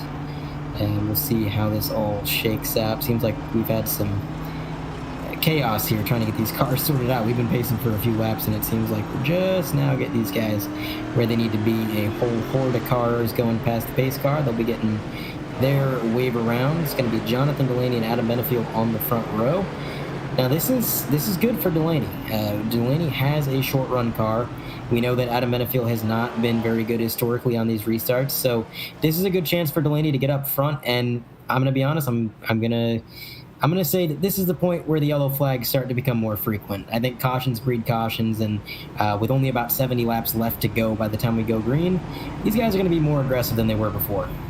Yeah, I absolutely agree with that, and the lights are back on. The pace car are going to go one more time around, just with how many wave arounds we had there. Just couldn't quite get everyone bunched back up before we came back to the green. But yeah, like you were saying, with Jonathan Delaney, this kind of played out perfectly into his hands. If it went green from here to the end, I believe Benefield would have a good enough car on the long run to be able to, keep up with him and hang on to that lead or get it back if he does end up losing it on this restart. But like you were saying with the cautions, if we have 15 laps and a caution, 15 laps and a caution, and just keep having that, it's going to play right into that 6 of Delaney, as well as Matt White, the 48. He's up there in 3rd. He's been a really good restarter here tonight, from 31st up to 3rd, so definitely gonna have to watch for him on this restart and any other restarts to come if he can stay up there in that 3rd position or better. But yeah, 6 cars on the lead lap out there. Kyle Ammon, the last of those. He did get the lucky dog on this current caution, so Robert Miller looks like currently in the 4th position, probably gonna drop back a spot or two due to taking that wave around. So he's really going to be hoping for a caution. If he does get a caution, he's going to get right back up to the front of the field and right up where he should be. He's going to be lining up behind all these lap cars now, but it's a really long line of a lot of single file cars, because we have pretty much from the front of the backstretch to the end of the backstretch is just a long line of cars right now, because no one in the back can get doubled up. But we are coming through turns number 3 and 4 here. So waiting for the pace car to pull down onto pit road with Adam Benefield in that 83 out front, 6 Jonathan Delaney to the outside, waiting for him to fire off. There he goes, easily clear over that 6. Now we're going to have to watch the 48 of Matt White. Once again, that might be the only battle on the track. Actually, he's not going to be able to get to his left rear or stay there. So clear for the top 3, top 4 first battle. Actually, it's not even a battle for position. It's all those cars behind the top 3 are lap cars that did not take the wave around, and it's going to be kind of a really big gaggle, but we did have a battle for the lead up here with the 83 Benefield, 6 of Jonathan Delaney. Delaney looking to the inside, not going to be able to get there through turns number 1 and 2 now. just hanging back a little bit. Can get through that center really good on these short runs. Got a really good run out of turn 2. Going to try and take it side by side down the back straightaway. He does do so. Right to the left rear. 83. Benefield just kind of letting him go. Benefield knows he can't hold him off right now. Just kind of needs to hang behind and wait for his car to come to him. 60 laps to go here at the Dover Motor Speedway. Should have enough time if this does go green for Benefield's car to come in and for him to run down Delaney. But we will have to see if we keep having these yellows, and it's going to play right into Delaney's hands. Yeah, it really does seem that way. But I'll tell you what, I do like that move from Benefield, just letting the 6 kind of go by. That is a move from somebody who knows their car. You know, Benefield knows he's got that long run set up. He knows that there's really no defense against that number 6 on these restarts. So why even waste your time? If you try to play defense, you're just going to burn up your tires, you're just going to use up your equipment and wear yourself out physically even. So if your car is going to get good later on, let him go. You'll reel him back in. He knows that. It was a smart move. But now it's up to John Delaney. What can he do up front? Can he pull away? Can he give himself enough of a gap that when that 83 does come to life, and we know that it will, that Benefield doesn't have time to reel him in? I think that's the name of the game. John needs to give himself the biggest cushion possible before that car fades. Absolutely, and right now he's not really doing that as Benefield is staying right behind him. They actually ran the exact same lap time last time by, right down to the 1,000th of a second, and just hanging right there is Benefield, and that maybe has me a little bit concerned. If he is pushing maybe just a little bit too hard to try and stay with him, if his car is not going to come on as strong later in the run, I'd be a little worried about that if I was Benefield, but also, you know, it's his car. He knows what he's doing with it. He's probably, you know, he doesn't feel like he's pushing it too much. Then we'll have to see how that does end up playing out, but definitely going to be something to watch. And also Matt White hanging right there in the third, just over a second behind our leader, actually about 6/10 behind our leader, so staying right next to them, not letting them get too far away. We haven't seen Matt White have the best of a long run car, but he's had a pretty good short run car, able to stay up there in the top 3. As it looks like we're going to have to go about 3 seconds back to 4th place Robert Miller, who's actually not too far off of these guys. He's about 3 seconds behind them. So he's definitely hoping for a caution, as we have had long go behind the wall. He's done for the night, but Robert Miller is definitely trying to get up through this field and try and catch up with those leaders just in case this does go green. Yeah, he's consistently been faster than the leaders. It was a 22.9 last time for Robert Miller, and for our leaders, it was also a 22.9, just a few hundredths slower. And also Robert Miller was in traffic there. So the fact that he was turning a lap that was equal to theirs and he was in traffic shows you how fast that 15 is. But it's going to be a tall order. I mean, 3 seconds is not an insubstantial gap.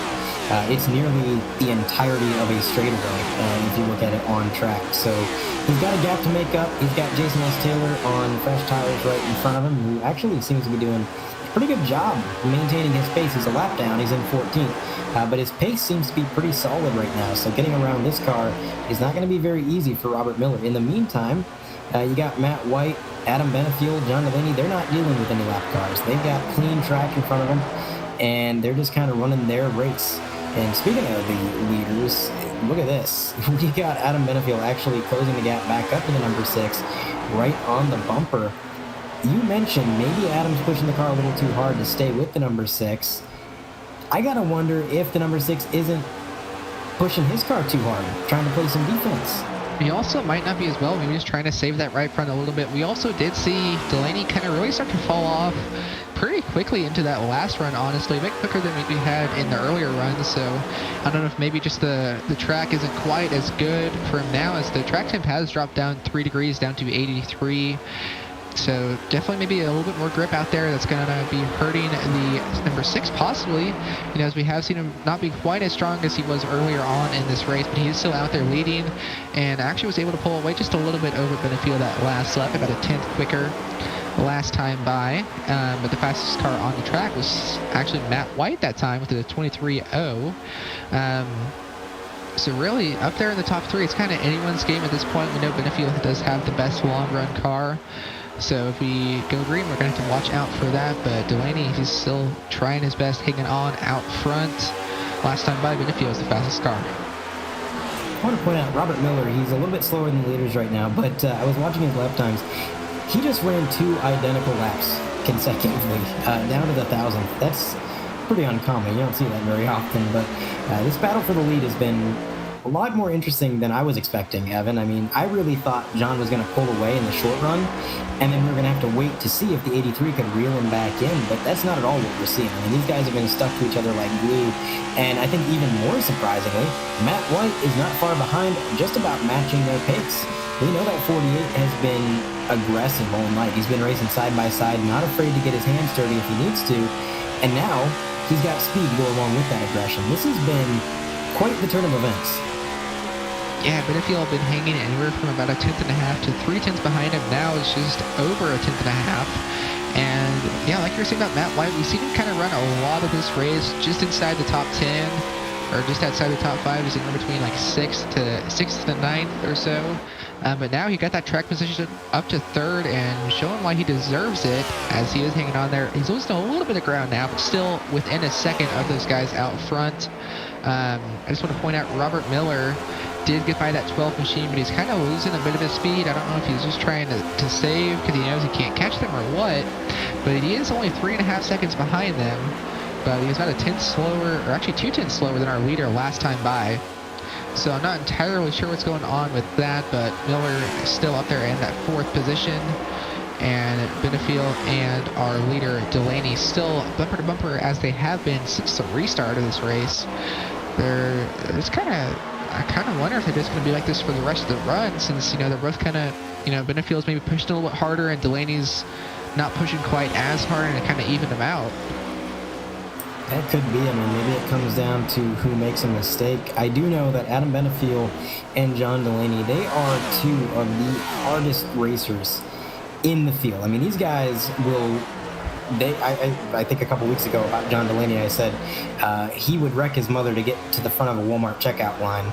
And that is definitely true.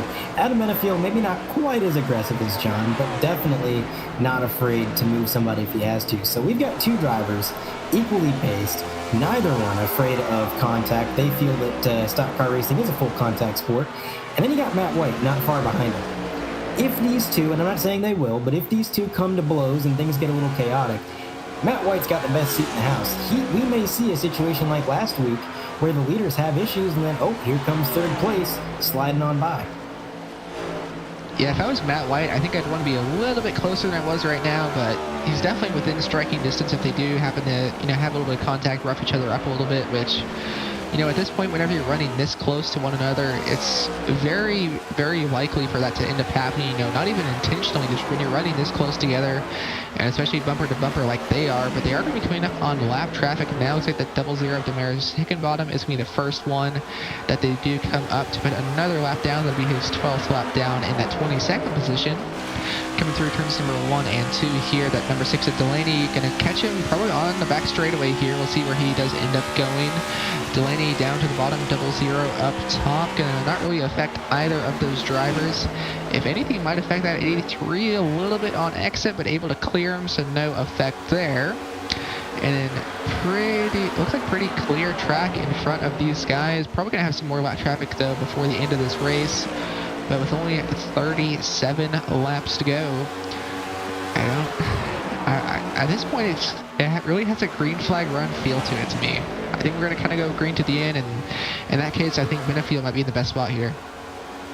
I'd be inclined to agree with you there, but that issue we saw with Matthew Long, that was really unexpected. I mean, he barely grazed that wall. I think in most situations that would have been a yellow flag, but there was just something about the physics of that where I guess maybe the body of the car kind of clipped into the wall and it kind of ejected him out of it, kind of proxied him right out of the wall, sent him down to the inside wall, spinning around like a top, and of course that was a yellow flag. So this race has kind of proven that it looks like it's going one way, and then something crazy happens to completely turn it on its head. So I agree. I feel like this could stay green, but man, I don't know. This race has been too unpredictable for me to say that with certainty.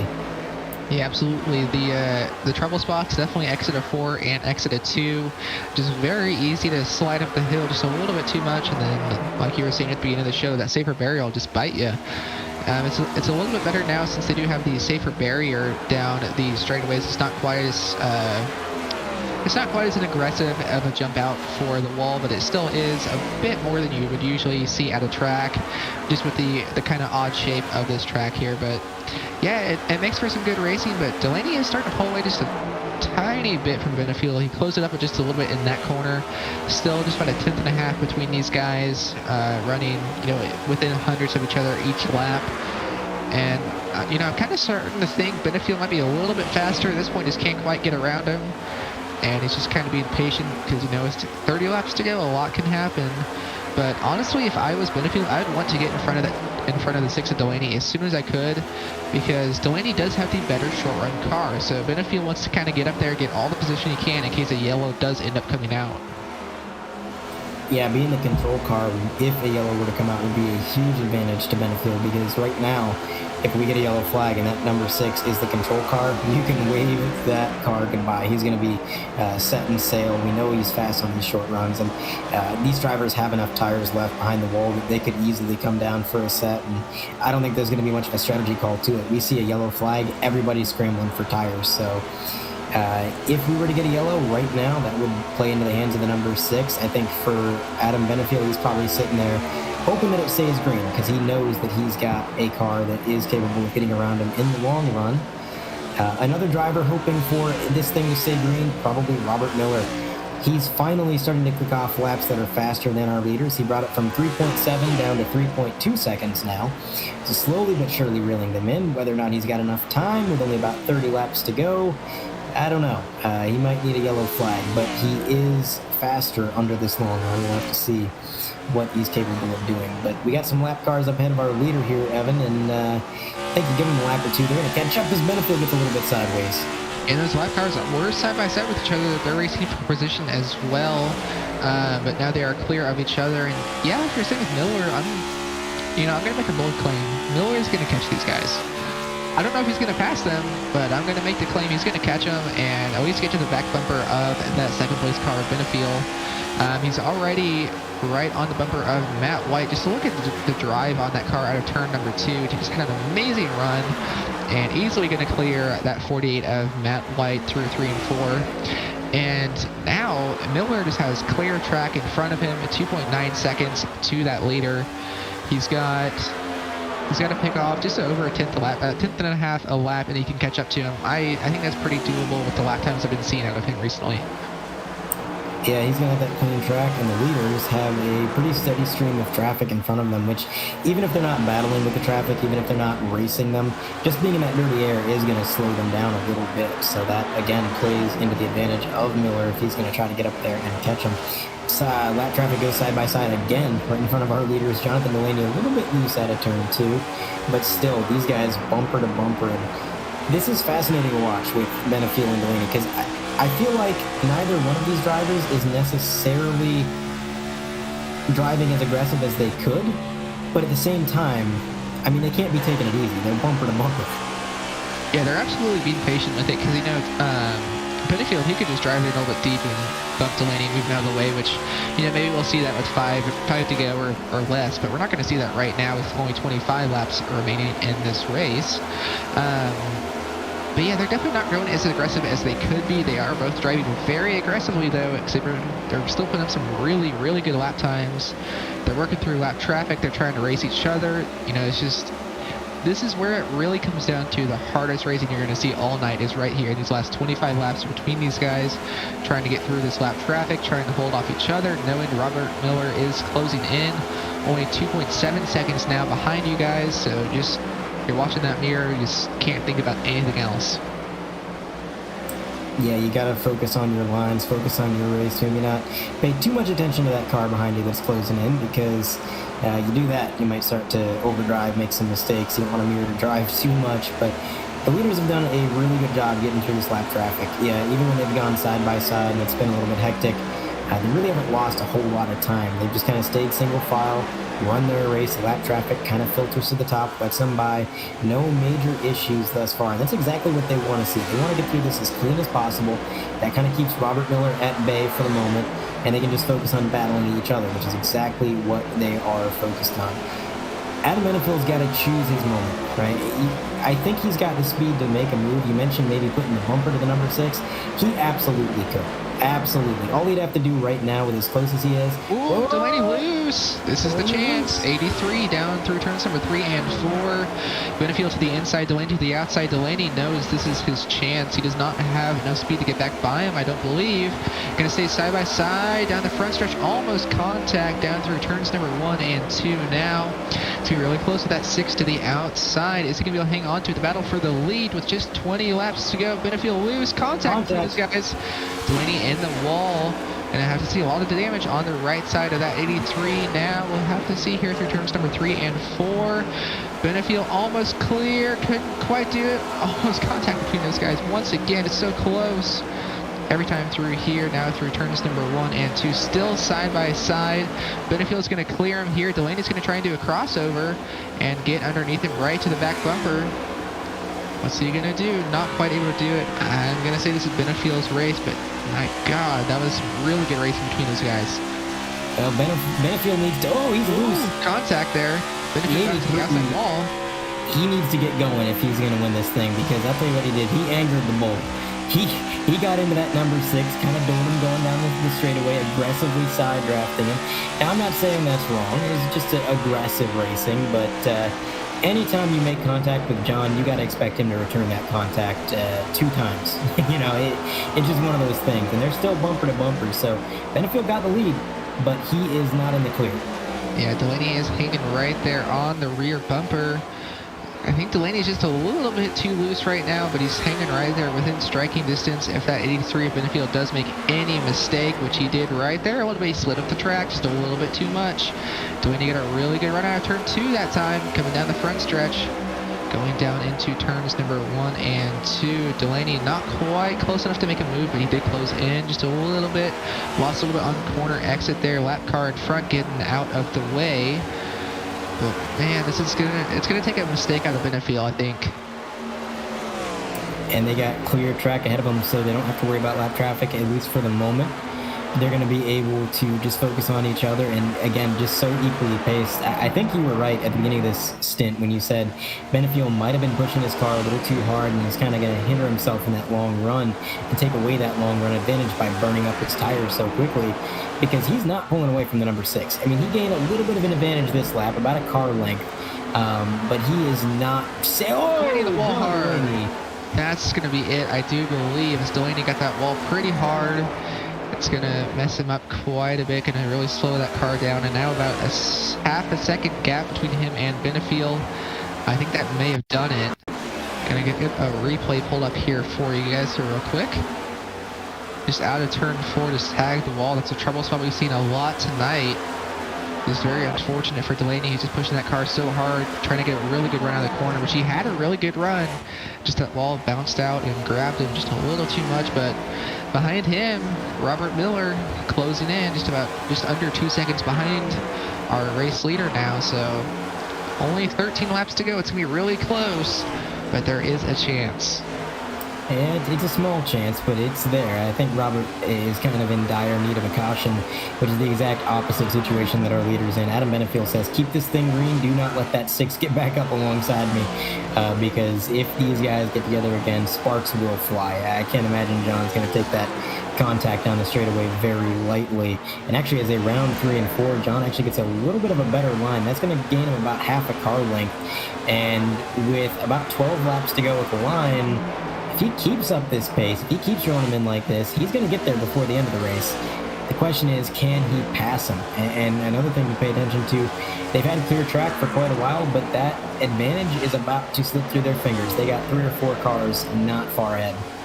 Yeah, and I'm actually really impressed with Jonathan Delaney hanging on to it with that damage. He was, that last time by, Benefield was about a 10th quicker, but Delaney is not dropping off too much. So he's just kind of hanging right there, about a half a second back. So he's definitely within striking distance. If there is an issue or anything like that for our race leader, which is coming up on lap traffic now, just 1.7 seconds now back to Robert Miller. So going to have to catch them about a couple tenths a lap. So kind of starting to run out where he might need a caution, or these guys to kind of catch back up to each other and start racing once again. There's 10 laps to go here at the Monster Mile at Dover Motor Speedway. And it's been a very good one so far. 10 laps to go. Will we stay green? Will we have a caution? We'll have to stick around and find out. Going to be a very fun race here to finish up tonight. Have to see what does end up happening here, as it looks like Benefield is starting to pull away now, about 0.6 of a second ahead of Delaney, and just 1.7 seconds on Miller, but now Benefield is starting to catch up to that lap traffic. It looks like the lap traffic is going to let the leader go, no problem. That's Tamaris Hickenbottom on the top line. The number 6 is also going to work his way around him, and at the line, the gap between them stays steady, about 0.6 seconds. So Adam Benefield has 7.5 laps to go to the checkered flag, and what a turn of events that would be. When we interviewed Adam earlier, he was humbled by the season. I mean, obviously I kind of goaded the confidence out of him, and we were kind of joking around, but, when he was being serious, he was kind of dejected sounding, like, it ain't been the best season, and we're just going to see how this race goes. If he could get a win after the kind of rough start to the year that he's had, that could definitely turn the defending champion season around, and I think that would be a huge snowball effect. I think you'd see him really pick up the performance.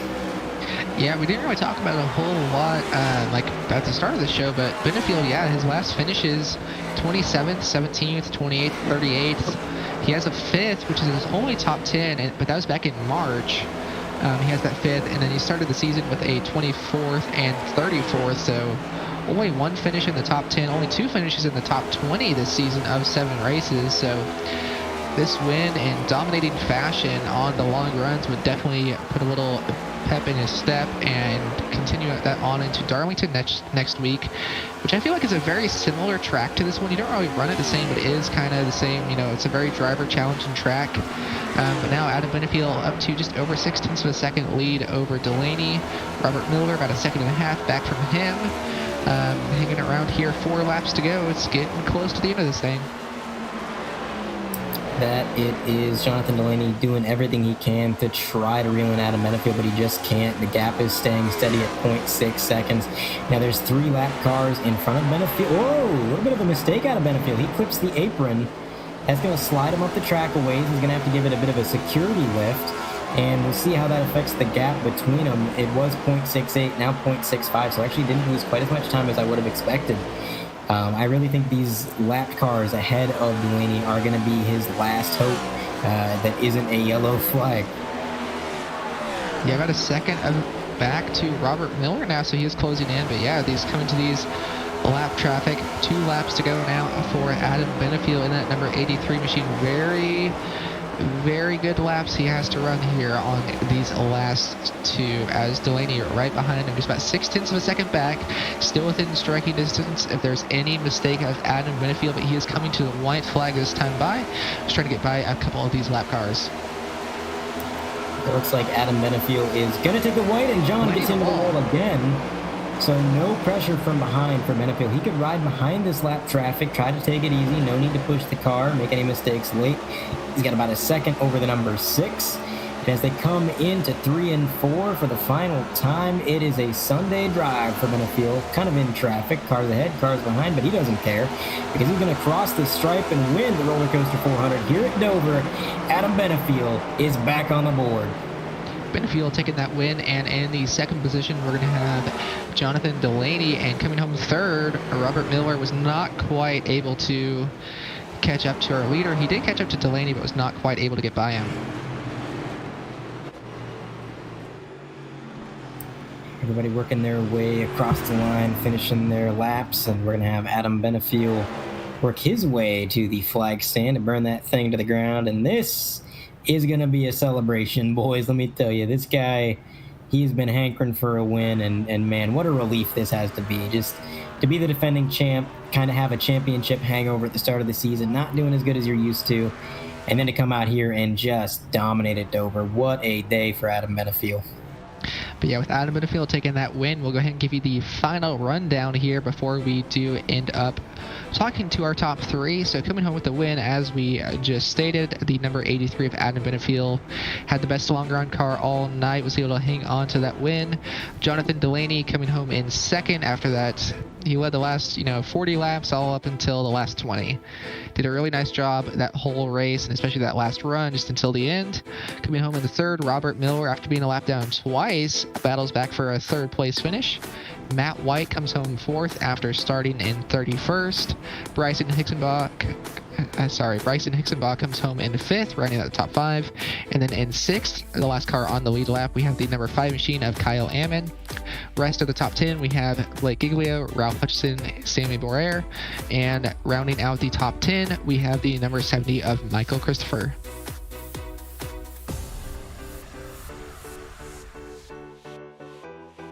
And then in 11th, we have the number 24 machine of Kevin Steele. And 12th, the 38 of Brandon Pierce. And 13th, the number 9 of Alex Princeton. In 14th, the number 12 of Jason Taylor.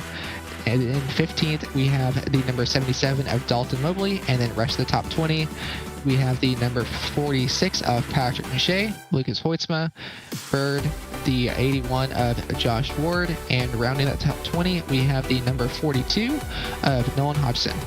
Preston McRae is going to bring it home 13 laps down, P21. Behind him, just to round out the rest of the field quickly, Damaris Hickenbottom, Chad Sander, Jason Baker, Devin Medeiros, Matthew Long, Ryan Ducombe, Taylor Stout, Damian Acerenze, Corey Saucier, Justin Boyles, Tanner Marty, and Jordan Sailors brings it home 33rd.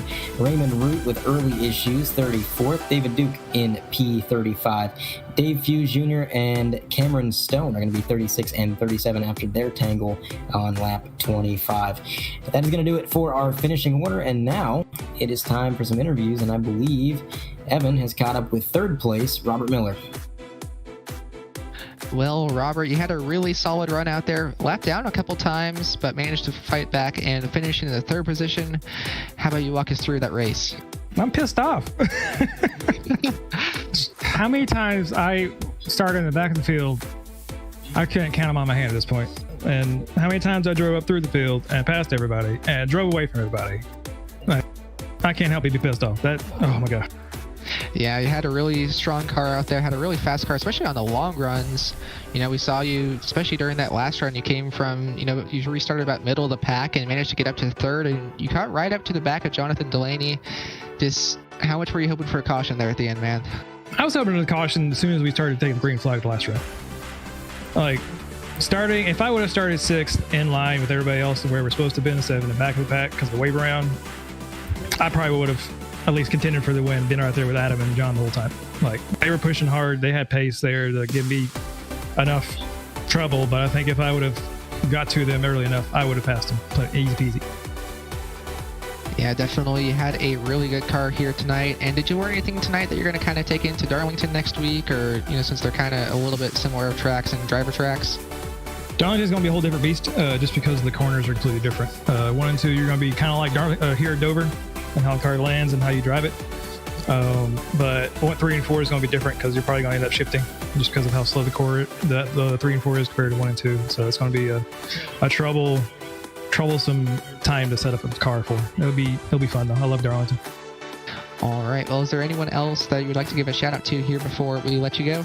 Yeah. First off, Tucker Minner for coming in halfway and scared the crap out of me for spotting me real quick. He came in there and just started yelling and scared me a little bit, but I ended up doing fine. He spotted me the rest of the way and kept my hopes up, kept me driving. Without him, I probably wouldn't have driven that hard as I did at the end of that run. So thanks to him. Logitech G Altus Esports for the team. We're rocking in Road Pro, and hopefully we can keep that momentum up. And thank you for the wife, because she's sleeping right now, and I'm pretty sure I woke her up a couple times yelling because I was so mad sometimes, but it'll be all right. All right. Well, thanks for talking with us, and congrats on your finish, and good luck next week. Thanks, guys. And then Andre has caught up with second place finisher of Jonathan Delaney. Jonathan Delaney, you got a copy? Yeah, I do. Well, John, that was an eventful night, to say the least. You got a stage win in quite dramatic fashion with some strategy. Then you were kind of on the back pedal for a while. You found yourself through the field, and you raced your way back up front. And then finally, everything kind of ended in fireworks with Adam Benefiel. You guys were really going at each other's throats there, and it seemed like it could have been anybody's game between you. Walk me through the race there from your perspective. Yeah, I mean, as you said, stage 1 was came down to a fuel strat. We were able to win that. Stage 2 as well.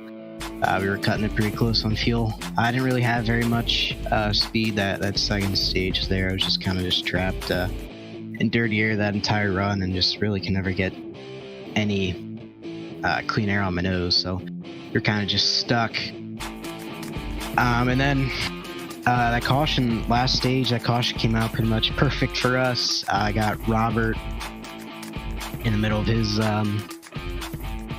pit stop and came down pit road, and Bryson missed his box and he got a exiting closed pit, so that put him to the end of the field, and it just went from green on there on to the end. I knew I was quicker than Adam the first like 20-ish laps. I knew I had to get around him if I had a chance at him. We were able to do that, and then we were just too tight entry through center. He was just able to roll it so much better than I could. And then I got loose off a 2 there, and that just gave him the run to pass me, and then we brought it out for 2 laps, and after that it was I had nothing for him. Now, when you guys got side by side after you got loose there, like you mentioned, there was some pretty aggressive side drafting going on. Adam made a little bit of contact with you. What are your thoughts on that? You know, I don't think it was too intentional. I think it's just hard racing coming down to the end. I don't think it was anything intentional for him. All right. Well, congratulations on P2, John. It's on to Darlington next week. How do you feel moving into probably one of the most difficult tracks on the circuit, and one that you have some interesting history with? Yeah, I mean, Darlington hasn't been my best track. It's just has been my best. Bryson's gonna be quick there. That's his bread and butter there, so he's gonna be good. If we just come with a good piece like we did tonight, we'll be able to just quietly ride into a top 3 or top 5. That'll be the plan. All right. Well, is there any shout outs you'd like to make? Yeah. Thank you, Kevin Steele, Damaris, Higginbottom for putting on this league. See you guys in broadcast for you guys up in the booth for broadcasting. Everyone Lockdown Racing for all the help and support. Car was really good tonight. Just wasn't quick enough to win it. All of our sponsors at Lockdown, Sparko, Some Seats, Makeeng Setup Shop, MPI, Death Wish Coffee, all of our sponsors over there. The family watching, shout out to everyone watching at home. And that's all I have. All right. Well, thanks for your time, John. Good luck next week. Thank you. At second place out of the booth, and now Evan has caught up with race winner Adam Benefiel. All right, Adam. Well, you started out last year winning the championship, and then this season started out a little bit rough, bit of a championship hangover. 5 DNFs in the first 7 starts, but tonight you wind up in a victory lane. How does that feel? Feels freaking awesome. I mean, like, so good. I'm gonna tell you, this is the hardest I've ever drove for a win in this series. I'm absolutely drained. Yeah, we saw you battling a lot with Jonathan Delaney, especially there at the end. But, this entire race, we saw a lot of, strategy playing out, a lot of green flag running. Is that kind of what you were expecting coming into this race? Or were you expecting there to be a bit more cautions and not as much green flag in it? No, typically Dover's known for green flag runs. That's the way it was last year here, and then you look at the trends with the Coke stuff. Like, we had a lot of green flag runs, we had some cautions, but then like last year, the Coke race, it went green from start to finish. So we did exactly the same thing that we did Tuesday night with Audi. It's a long run car. If it came down to a 10-lap shootout, we were going to be lucky to stay in the top 5, but we just needed about 10-15 laps, and that filter time Chevrolet came to life. Yeah, so that last run, about 60-70 laps, what was your plan there at the start of it? Were you just kind of trying to stay within striking distance and waiting for your car to come to you? Were you pushing it a little bit harder than you kind of had in the previous race or the previous runs, trying to stay up there? Not really. I mean, like, I knew that he was going Delaney, you know, he was going to try to get out front. He was going to do what he had to do. And there's no way I could hold him. Like, their fire off speed was next level. And so I was just trying to stay patient. I knew about 20 laps in, you know, my car was going to start coming around to me. And I just wanted to stay within striking distance. And then it was like the second he got out, you know, I let him go. It was like, hell, I could have just stayed in front of him because he didn't really go anywhere. So dirty air didn't really help. And, you know, it's coming down to the end. Delaney's not dumb. He's going to push it and, you know, do everything he can to race for the win. But I just sat there and stayed patient, tried to baby the right front as much as I possibly could and just keep pressuring him into a mistake. And those young cats, man, they're eventually going to step on it, and that's what happened out of two. He clipped that apron just a little bit and shot him loose, and that was the opportunity to make a move. All right. Well, next week you're heading out to Darlington for that race. How confident are you feeling for making this 2 in a row? Dude, hell, I don't know. I'm just happy with this one. I mean, you know, Darlington, we had a really fast piece last year, and it just like this race, it took us a while to get rolling. But I mean, I'm sure Team Conti guys will get us something. We'll get something pretty good there. I like Darlington. I don't know how it's going to be in this new car. Me and this new car just don't really see eye to eye. I don't know what it is. It kind of shows too this year, the results. Like, we've been crazy fast and bad luck really, and driver error. I feel like we've let 2 or 3 go, or well, I'd say 2 go. I feel like the dirt race was ours to lose, and we just got wrecked. But hey, it happens. Hopefully at Darlington we'll be able to make some noise, and we'll have a pretty sick Apex paint schemes throwback to the boss man. And I don't know, man, y'all go to Filter Time, get you some filters so your family can breathe healthier in your house. They're great product, and check out WR1 Sim Chassis for a great sim chassis. Go to EPI for the setups, and then you'll breathe happy, be fast, and have a sick rig. All right. Well, you already kind of made your shout outs, but do you have any other ones here before we let you go? Just guys at Team Conti. Yeah, actually, like, I'm going to tell you, this win right here is for the Hall family. This for Jimmy, all those guys, man. Like, it's been a rough, especially the past year. Like, we wanted to win that championship for him, and you know, he's been fighting like hell. The kid is a warrior, and this one right here is for him and the whole Hall family. Like, they don't, especially like seeing him in chat and on my streams, especially Papa Hall, the GOAT. He pushes me every single week, and along with Dustin, and we've been so close, and we finally bagged him one. So this is for them, and that's the only shout out I have. And y'all for doing this and letting me chit chat and say stuff that I'll probably get in trouble for later. All right. Well, thanks for talking with us tonight, and congrats on your win here tonight at Dover, and good luck next week at Darlington. Appreciate it. All right, that was race winner Adam Benefiel, and that is going to be it for us here at PTR TV. Tune in next week on 3Y TV as the 100% Cup Series is going to be taking on Darlington, and we'll be back live here on PTR TV on the 5th of May on the Thursday for the Red Sox Racing League at Barber. So I have been Evan Black, Corey Silva in the booth and the truck, and Andre from 3Y TV. Thanks for joining us. We'll catch you next time. Good night, everybody.